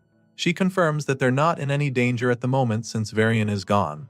But they're not looking good either, so she figures that it would be a good idea to take them to the Academy's medical facilities just to be safe. Still, she's eager to see what the mad scientist was up to, so with this in mind, she snaps her finger to cast another spell. This time around, she uses the magic to encapsulate all the victims inside a magic bubble while they're still lying in the cells. Ariel explains that this spell will protect them from any external harm for the meantime. After covering them all in protective bubbles, she decides that it's time to investigate further inside. The trio make their way deeper into Varian's lair and continue to get creeped out with every step they take. Now that she's looking at this place a second time, Ariel realizes just how insane this dungeon lab actually is. They look into the cells and it's one horrifying thing or the other. They come across a cell with human corpses hung in a row inside, and she doesn't even need her divine eye to know that illegal activities were being conducted here. Almost everything that Varian did involved the use of human sacrifice to produce magical catalysts or enhance a human's magical abilities. There's dozens of dead bodies with pipes running through their mouths and other parts of their bodies used to drain the life out of them for the twisted experiments. They've definitely seen a lot of crazy stuff, but Ariel can't help but notice that there's not a single experiment relating to the liquidator. And so, this makes her wonder if Varian's ties to the world ender could be in a different facility. And it's pretty strange to our boy that they haven't seen anything about the liquidator here, because in his past world, an incident that killed tens of thousands of people occurred in this very place. Things aren't adding up right now, so our boy starts brainstorming. He doesn't understand how the mere production of a magical catalyst could cause such an incident of that scale. As he's trying to put the pieces together, a horrifying realization suddenly hits him. Chills run down his spine when he suddenly remembers that the thing that killed all those people in his past world was a miasma that welled from the ground. It's at this point that our boy realizes that they've been searching for the wrong thing, and judging by the look on his face, he's not ready to go up against that thing called a miasma. Ariel looks back suddenly to see him looking like he just saw a ghost, so she asks him what's wrong, but he doesn't say anything. He just stands there, looking hopelessly terrified, so Bella calls out to him as well, hoping to snap him out of his dazed state. Apparently, our boy is no longer in any mood to talk because it dawns on him that there might actually be something very dangerous lurking beneath this facility. Eventually, He gets his head back in the game and finally responds to the ladies. Since they still haven't come across anything that could be related to the liquidator up here, he suggests that the thing they're looking for might actually be underground. Gray figures that there could be hidden passages that lead down there, and his professor begins to consider the possibility. She looks around the place with her divine eye, hoping to see some suspicious patterns or something like that, but even after a few seconds of looking hard, she's unable to see any hidden passages. Ariel is just about to give up the search when her divine eye suddenly picks up something in the distance. So, she immediately rushes over to that point to see what it is, but while she's tracking down the clue, it slowly starts to fade away. At this point, she's struggling to stay on it because of how faint it is. Regardless, she's very sure that it's there. Apparently, she picked up traces of short-distance teleportation magic on that spot, and upon closer investigation, she can still see the faint traces on the floor. Ariel believes that the underground area Gray was talking about is probably a space that can only be accessed with teleportation magic, and based on the traces, the professor figures that the teleportation distance is around 300 meters. Even though she just confirmed his hunch, Gray can't shake the anxiety he's feeling. 300 meters underground is a pretty far way to go, so he's worried that they might not be able to reach the place, but that's when the red-haired professor reminds him that she can use a short-distance teleportation gate as well. She's definitely eager to see what her evil colleague was hiding down there, so she is more than happy to give the teleportation spell a try. And so, with the snap of her fingers, Ariel conjures up a big magic seal on the spot beneath them, which represents the teleportation gate. It's a pretty dangerous attempt they're about to make because there's a possibility that nothing is down there. And if that's the case, the other end of the gate would lead to nothing but Earth. Despite the fact that it's pretty risky, all three of them are ready to take those chances, so they let the professor know that they're on board and she goes ahead to transport them through the teleportation gate. The moment they go in, a bright flash follows, and all they can see for a while is nothing but white. After a few seconds, the three of them open their eyes again and are absolutely blown away by what they see. It appears that they've made their way down to some kind of hidden underground city, with tall buildings all over the place. It's pretty enormous, so it's quite mind-boggling for them to discover that there's a space this big right under Varian's facility. The place looks like a sleeping city with no color. It's all pale and foggy like some kind of dream, but even though they're not sure exactly what this place is, Bella confirms that she can feel a tremendous output of ether coming from all over the place. It's a little overwhelming for her, but she's able to pinpoint the area with the largest output of magical energy. The blue-haired girl points to the huge structure in the middle of the white city, and Ariel immediately begins to panic when she sees it too, because she realizes that ether isn't the only energy flowing in this place. The professor confirms that there is also a different kind of energy, completely different from magic, that's leaking out of that tall structure. She is not sure what this strange energy is, but she knows for a fact that it's greater than anything she has ever seen before. Hearing this, Gray starts to get a few ideas, so he puts the pieces together and asks the professor if this power she's sensing is similar to what he has. He's so nervous just asking her the question because he's not sure he's ready for the truth. But as you can imagine, this dark potent surge of energy is identical to what he has, so before he even gets to ask, the professor confirms his guess, and in that moment, she reveals that it is indeed the liquidator's power she's sensing. Using Professor Ariel's teleportation magic, the three of them make it to the secret underground city hidden beneath Varian's facility, and after confirming that the ominous energy they're sensing is the same as the liquidator's, they have no choice but to investigate further. The group of heroes make their way into that huge structure where the energy was radiating from, and they're absolutely taken aback by what they find inside. It's a huge empty hall that definitely looks creepy, but on the other side of the tall building, there's a door. They're all very curious at this point, but they can't get any answers if they don't dig deeper. While the students are still trying to process what exactly is going on, the red-haired lady takes the initiative and starts walking across to the other side. From the looks of things, she is extremely certain that this place is where the energy is coming from. Ariel reaches the mysterious door, and of course, she has only one thing in mind, which is getting inside. She knocks on the door, and when there's no response, she slowly pushes it open. Bella is pretty nervous at this point, because she's not sure they should be going in there or even touching the door. The blue-haired girl tries to discourage her professor from being so forward, but Ariel simply tells her to relax. As far as she's concerned, this door doesn't hold any power, and she's convinced that it's just placed there as a symbol for the ritual. And so, just like that, Ariel walks in and then looks back at the students, feeling that they should know all this already. Anyway, now that she's in, she assures them that the power is not in the door, but actually in the magic rigs around it. That's when we get to see what she's talking about. Inside the room she just entered, there are several glowing rigs lined up in a circle, and she walks right into the middle of it. The moment she does this, the rigs begin to explode in a huge surge of energy, and of course, Gray gets really worried. He shields his eyes as he struggles to see what's happening in front of him, and asks the professor if she's trying to summon the liquidator. The shockwaves from the magic rigs are so powerful that they almost send the two students flying like pieces of paper. Bella is particularly having a hard time staying on her feet. It's all really scary to her, and she feels that this kind of magic is too dangerous for them to handle, so she concludes that they have to shut it down right away, regardless of what Ariel says. The blue-haired girl isn't even done saying this when the professor stops her. Ariel warns them not to rush into the circle, and then explains the situation to them. Apparently, Ariel's prediction tells her that this setup isn't actually capable of summoning the liquidator. However, just as she's trying to assure the students that everything is fine, the glass in the rigs begin to shatter. Of course, this just makes our boy panic even more, because now he's afraid that the space between her and the source of the dark energy is being torn open. They call out to the professor, desperately warning her that she's in danger, but that's when something unexpected happens. All of a sudden, the waves of energy swirling all over the room begin to get concentrated at a particular crack in the glass. And when Gray sees this, all he can do is stare in confusion. While the students are still trying to wrap their heads around what the hell is going on, the professor starts talking about how her predictions were correct. Apparently, she was right to think that those devices weren't made to summon the liquidator. In fact, from the look of things, they were created to just pinch a tiny gap toward where the world ender exists, and then funnel the leaking power. Ariel looks up at the ceiling, where the waves of dark energy are still swirling around.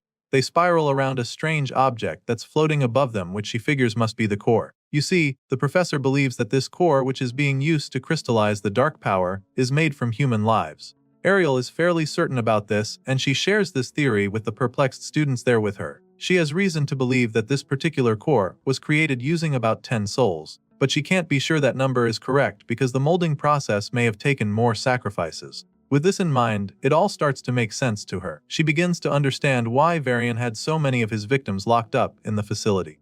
She's convinced that the majority of the people they saw upstairs were taken to be raw material for this very purpose. The evil scientist wasn't using his victims for any ordinary human sacrifice, but for something much more sinister. Hearing this, Bella still can't wrap her head around why anyone would do such a thing. She doesn't get why he would go that far just to gather power, and it just makes her wonder what such dark energy is even being used for. She expresses her confusion, but the professor is just surprised that the blue-haired girl still hasn't figured it out, and so she decides to break it all down to Bella. Ariel reminds the girl about the ominous black flame that Varian used against them during their fight. At first, this still doesn't explain anything, but then the professor reminds Bella of the crystal that Varian used to boost the power of the flames when he got mad. As far as Ariel is concerned, this core will look like those crystals by the time it's done being formed. And this time around, she has a feeling that this new catalyst won't be limited to just black flames by the time it's fully formed. The professor fears that such power can be used to do a lot of horrible things, and if they mass-produce the stuff, then there's no telling what they could actually do with it. Just as she finishes explaining all this to the students, the cracks begin to disappear without a trace. With everything that Ariel just said, our boy finally has a clearer picture of what's going on, so he realizes that maybe Varian wasn't even trying to summon the liquidator after all. However, Ariel isn't completely sure about that. Whether Varian tried to reach the liquidator or not, she doesn't know for sure, but what she can tell is that the space-opening magic rigs were pushed to the limit.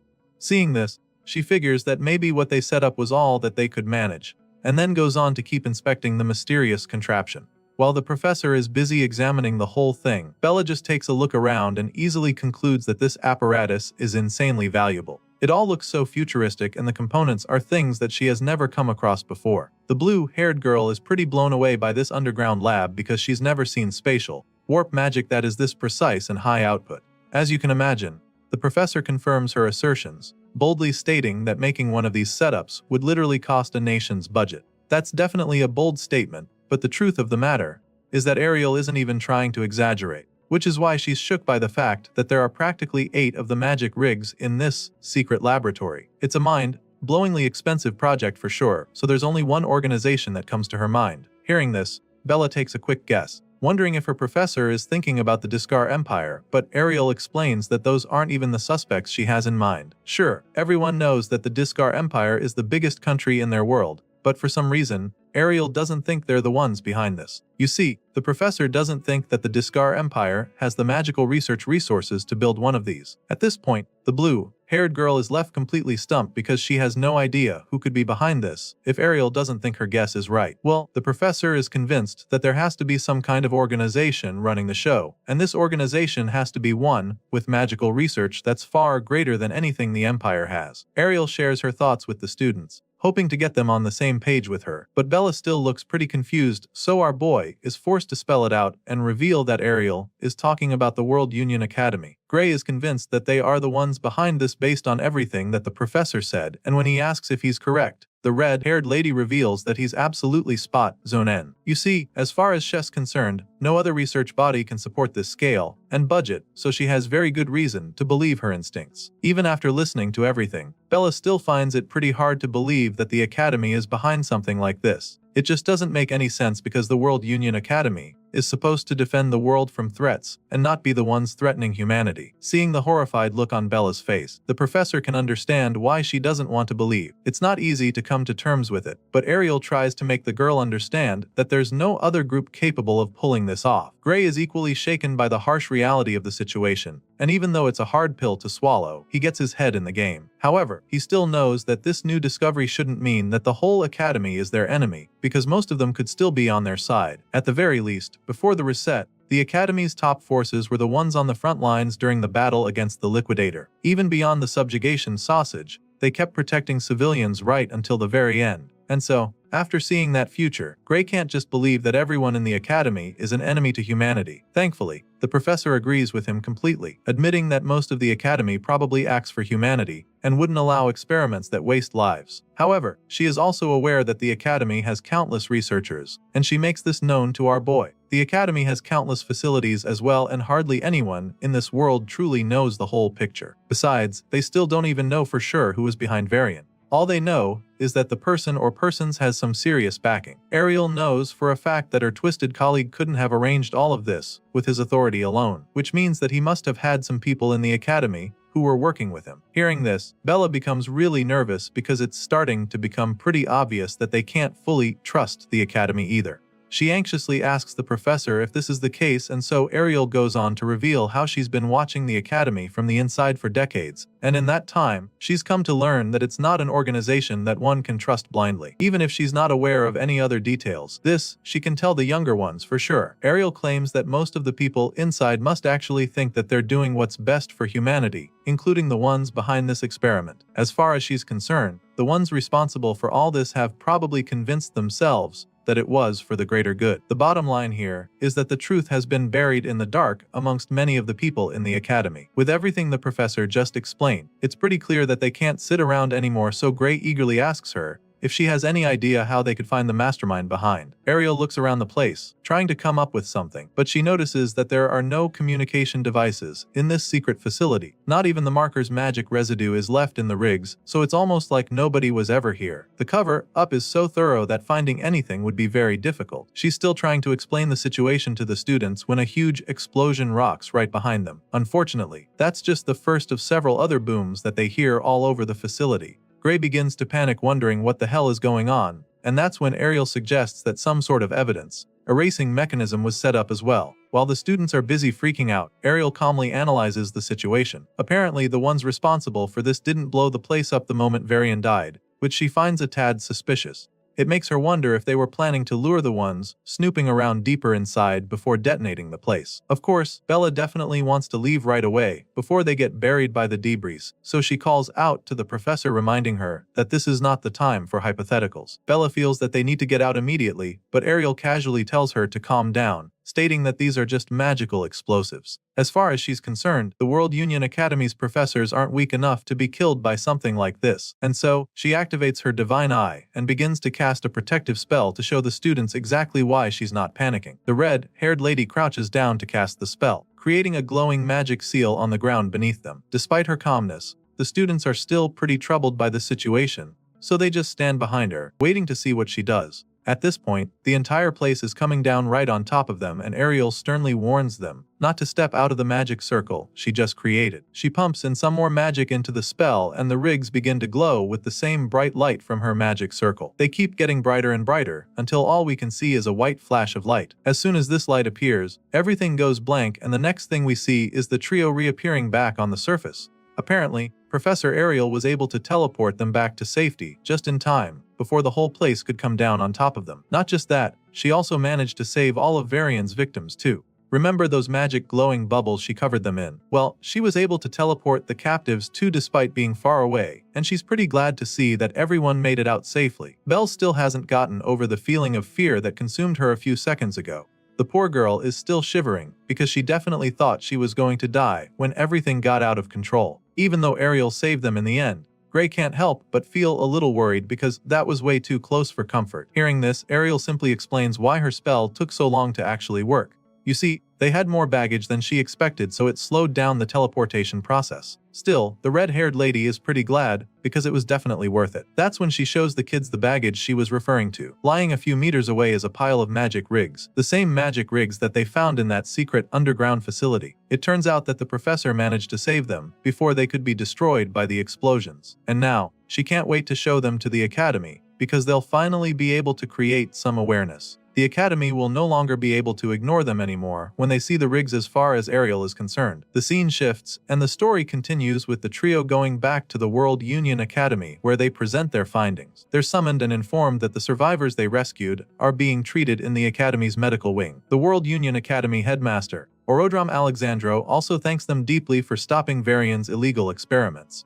Once that's out of the way, he goes ahead to talk about the magic engines that the twisted scientist was using. He examines the schematics of the rigs, and after taking a good look at them, he confirms what Ariel says earlier. Just as the professor predicted, each one of the rigs is worth more than a national budget. Of course, Ariel is glad you see that the headmaster is on the same page with her. She points out how there were 8 of those rigs, and insists that there's no way Varian could have gathered that kind of firepower all on his own. I mean, she can't even begin to imagine how he managed to obtain these components if he did it all alone. In that moment, the headmaster suddenly reveals that these parts she's talking about are stolen goods. Orodrom Alexandro states that they were hijacked mid-transport, adding that 78 transport agents were even wiped out during the heist. As you can imagine, this is pretty shocking news to the students, so they have a hard time processing it all. But Ariel just has a cold blank look on her face like she's not surprised to hear this. Apparently, she's heard of an incident like this before where 78 agents of the Academy were killed, so she asks the headmaster if he's talking about the incident from 15 years ago. Ariel is actually hoping that it's not the same one, but the headmaster confirms that her guess is right, explaining that the stolen cargo back then carried these very engines. Hearing this, Ariel begins to think back, trying to recall details from that incident, and before she can even say what she remembers,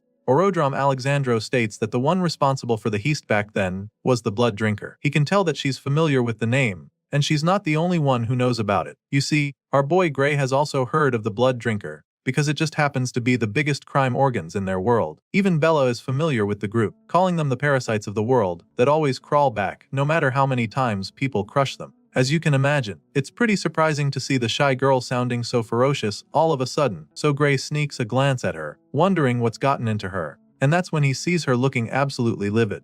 Apparently, the reason Bella hates the group so much is because they killed her parents. She reveals this with a murderous glint in her eyes, and the headmaster goes ahead to confirm everything they've said. Orodrom admits that the Blood Drinker is one very stubborn group, because they will always resurface, no matter how many times they're exterminated. The main reason for this is that no one knows where they hide or who their leader is. It's a group that remains impossible to eliminate for good, which makes them such a big problem. Some say that they are even responsible for 70% of all crime-related deaths in this world. The headmaster seems to know so much about how bad these criminals are, and they're so ruthless that it wouldn't even surprise him if some of their people were already inside the academy. They're truly a powerful force to be reckoned with, but Orodrom feels that the worst part is the fact that there's no way to tell the members of the Blood Drinker apart from actual people of the Academy. And on top of that, the Academy wouldn't act even if there was a way to fish the intruders out. The headmaster explains all of this, and of course, Gray doesn't like what he hears.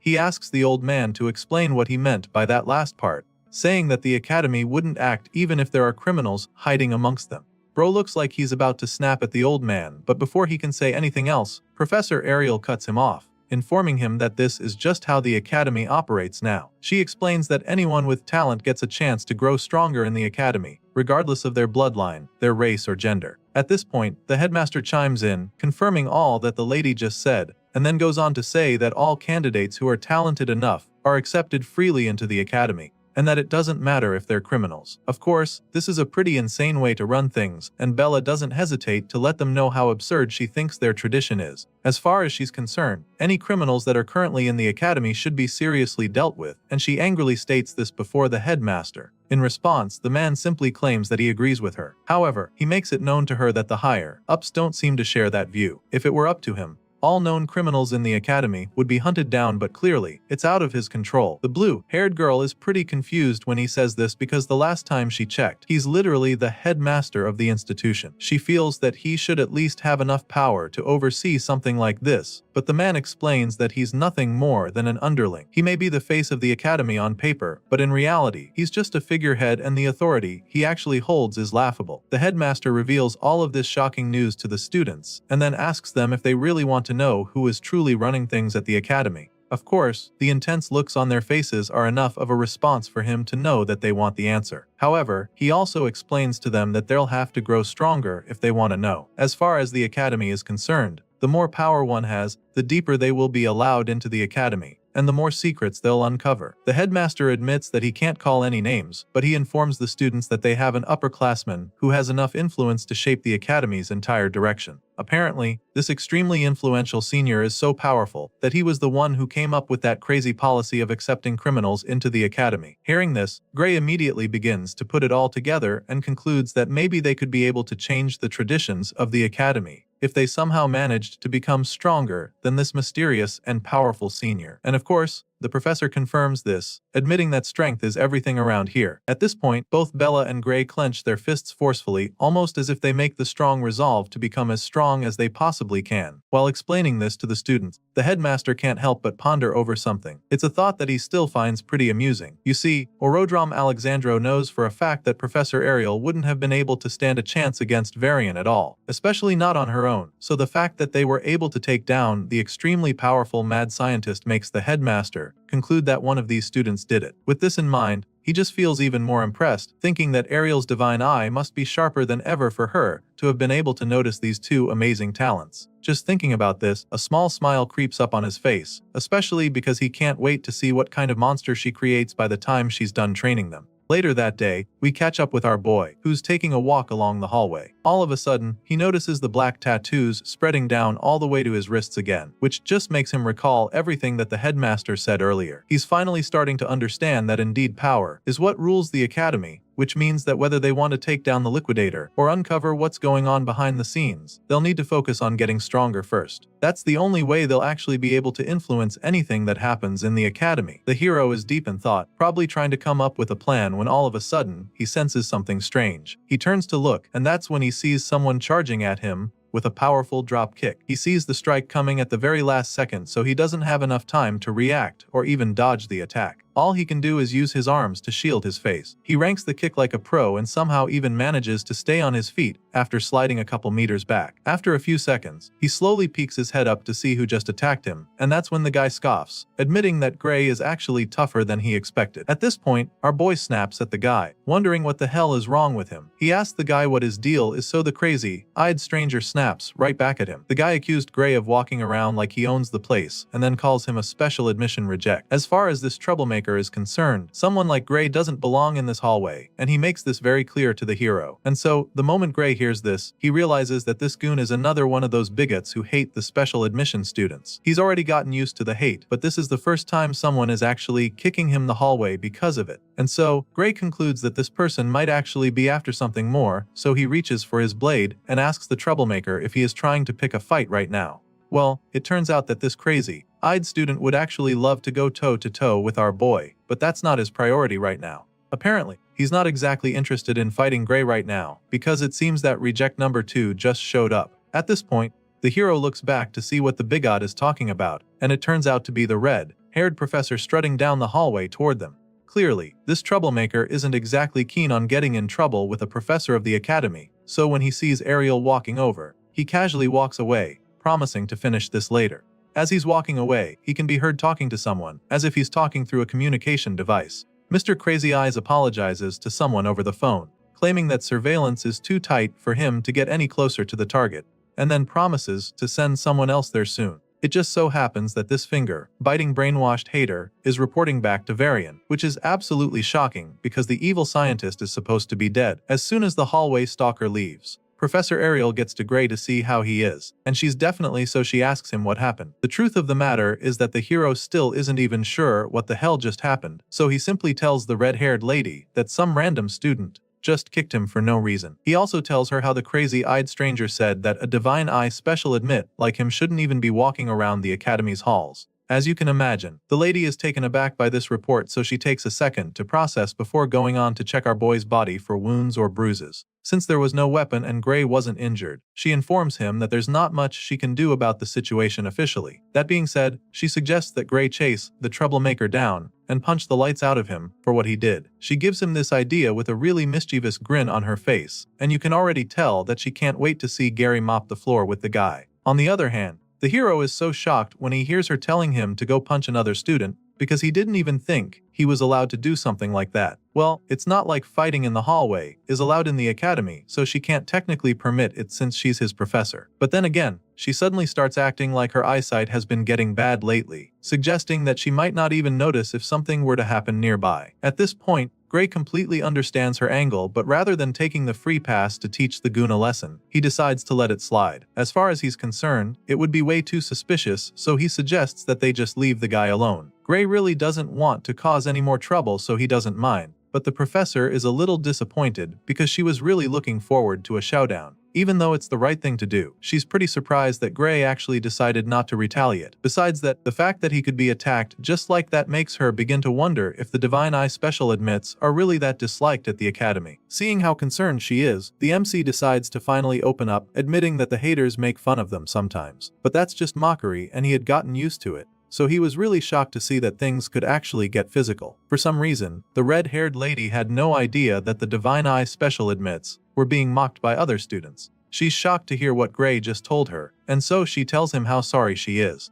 Ariel feels really bad about it and starts wishing she has a bit more authority around here. At this point, Gray notices that she's getting upset, so he immediately tries to make her feel better, assuring her that she doesn't have to worry about it. I mean, she's already done a lot for him with the limited authority she has in the institution. Heck, if it wasn't for her, he wouldn't even be in the academy right now. Besides that, he's also very confident that Bella and the others will eventually prove that the Divine Eye program wasn't a mistake. After all, it's no news that Professor Ariel has a good eye for picking out extremely talented students. Even if he hadn't seen it in this lifetime, he definitely saw it firsthand in the previous world when she single-handedly picked out some of the strongest heroes in the world who eventually became the guardians of humanity. This remark leaves the professor stunned for a second because she's never heard Gray say it to her. She's truly flattered by the compliment that her cheeks turn pink all of a sudden as she thanks him for his kind words. Despite being really touched by Gray's confidence in the others, she also tells him not to act like it's someone else's problem.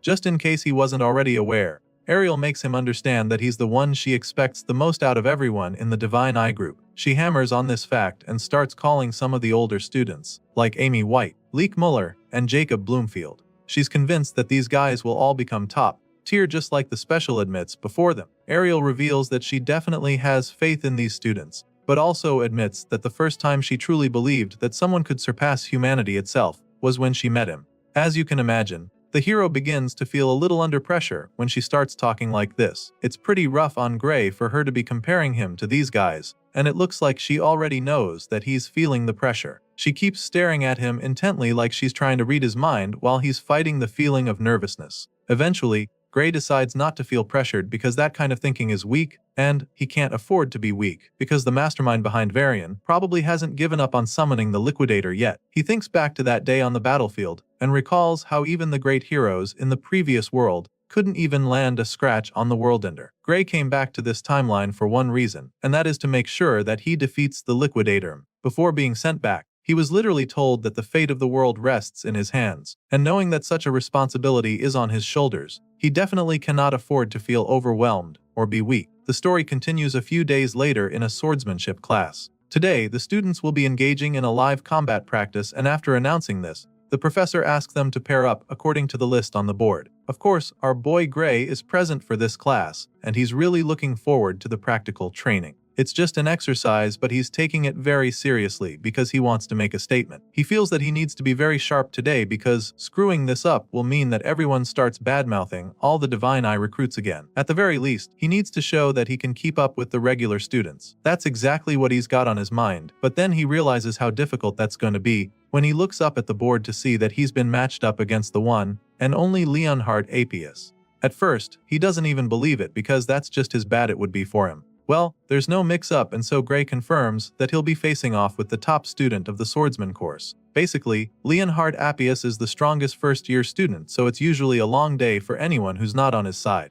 The teacher claims that he matched the students of similar skill levels as best as he could, and so she urges them not to hold back. The nonchalant professor even goes on to tell them that they're expected to take this practical as a real fight. Of course, Gray doesn't believe that this matchup was made considering students of similar skills levels. It doesn't make any sense to him how he would end up fighting the top student in the entire course when he barely got in as a special admit, as if facing the strongest freshman isn't already tough enough. The same guy in question happens to be a member of the Haters Club who despise the Divine Eye students. Knowing this, Gray figures that Leonhard is probably itching to beat him bloody after the last incident. Our boy is still thinking about the mess he's in when all of a sudden, he feels a hand tap him on the shoulder from behind. Chills run down his spine when he hears the familiar voice, and then he turns around with a horrified look in his eyes. Sure enough, it's the blonde killing machine disguised as a student. Leonhardt's got a really wide grin etched on his face, talking about how glad he is to find out that they're going to be partners for this practical. Truly, the guy actually rates our boy. He's genuinely happy that he gets the chance to spar with Lord Gray.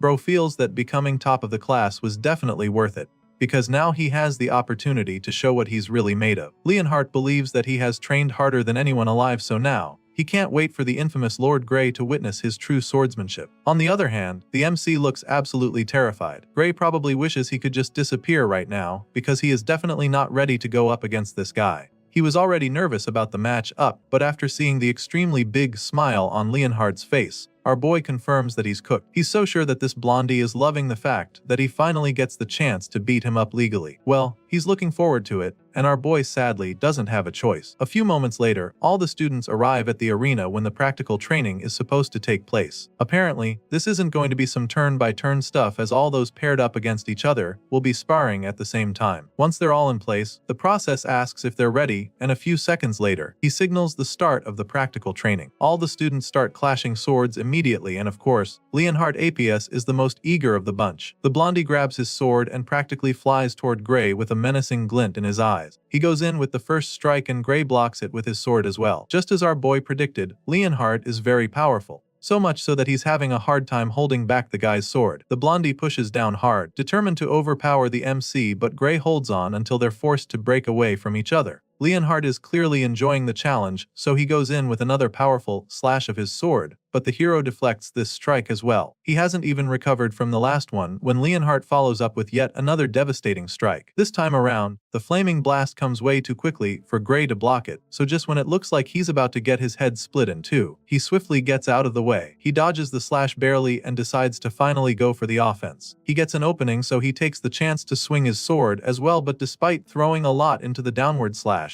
Leonhard easily blocks it. The blondie blocks the powerful strike, but for some reason, there's a smile on his face. At this point, it's clear that the guy is having a lot of fun. He's not even breaking a sweat, which just means that our boy is going to have to do a lot more to actually stand a chance. With a big smile on his face, Leonhard commends Gray for being pretty strong. He's impressed and admits that he still doesn't get how the hero didn't make it into the academy through regular admission. The whole time, Gray just remains silent because he is currently channeling all his energy and focus into the fight. He holds back all of the blondie's attacks and continues to deflect all the strikes. At this point, the two skilled swordsmen are practically canceling each other out, which Gray finds pretty surprising. Bro thought that he'd get wrecked instantly, but he's shocked to see that he's actually holding his own. Still, he can't get ahead of himself here or lose any focus now, because he knows that he won't be able to match Leonhard's raw power, even if he uses both arms. Gray can clearly see that the guy's swordsmanship is insane, so he can't afford to get carried away at any point. Leonhard's form is a proper textbook-style swordsmanship, but he's perfected it to a terrifying degree, which makes him an absolute force to be reckoned with when he's holding a sword. With the experience our boy garnered in his past life,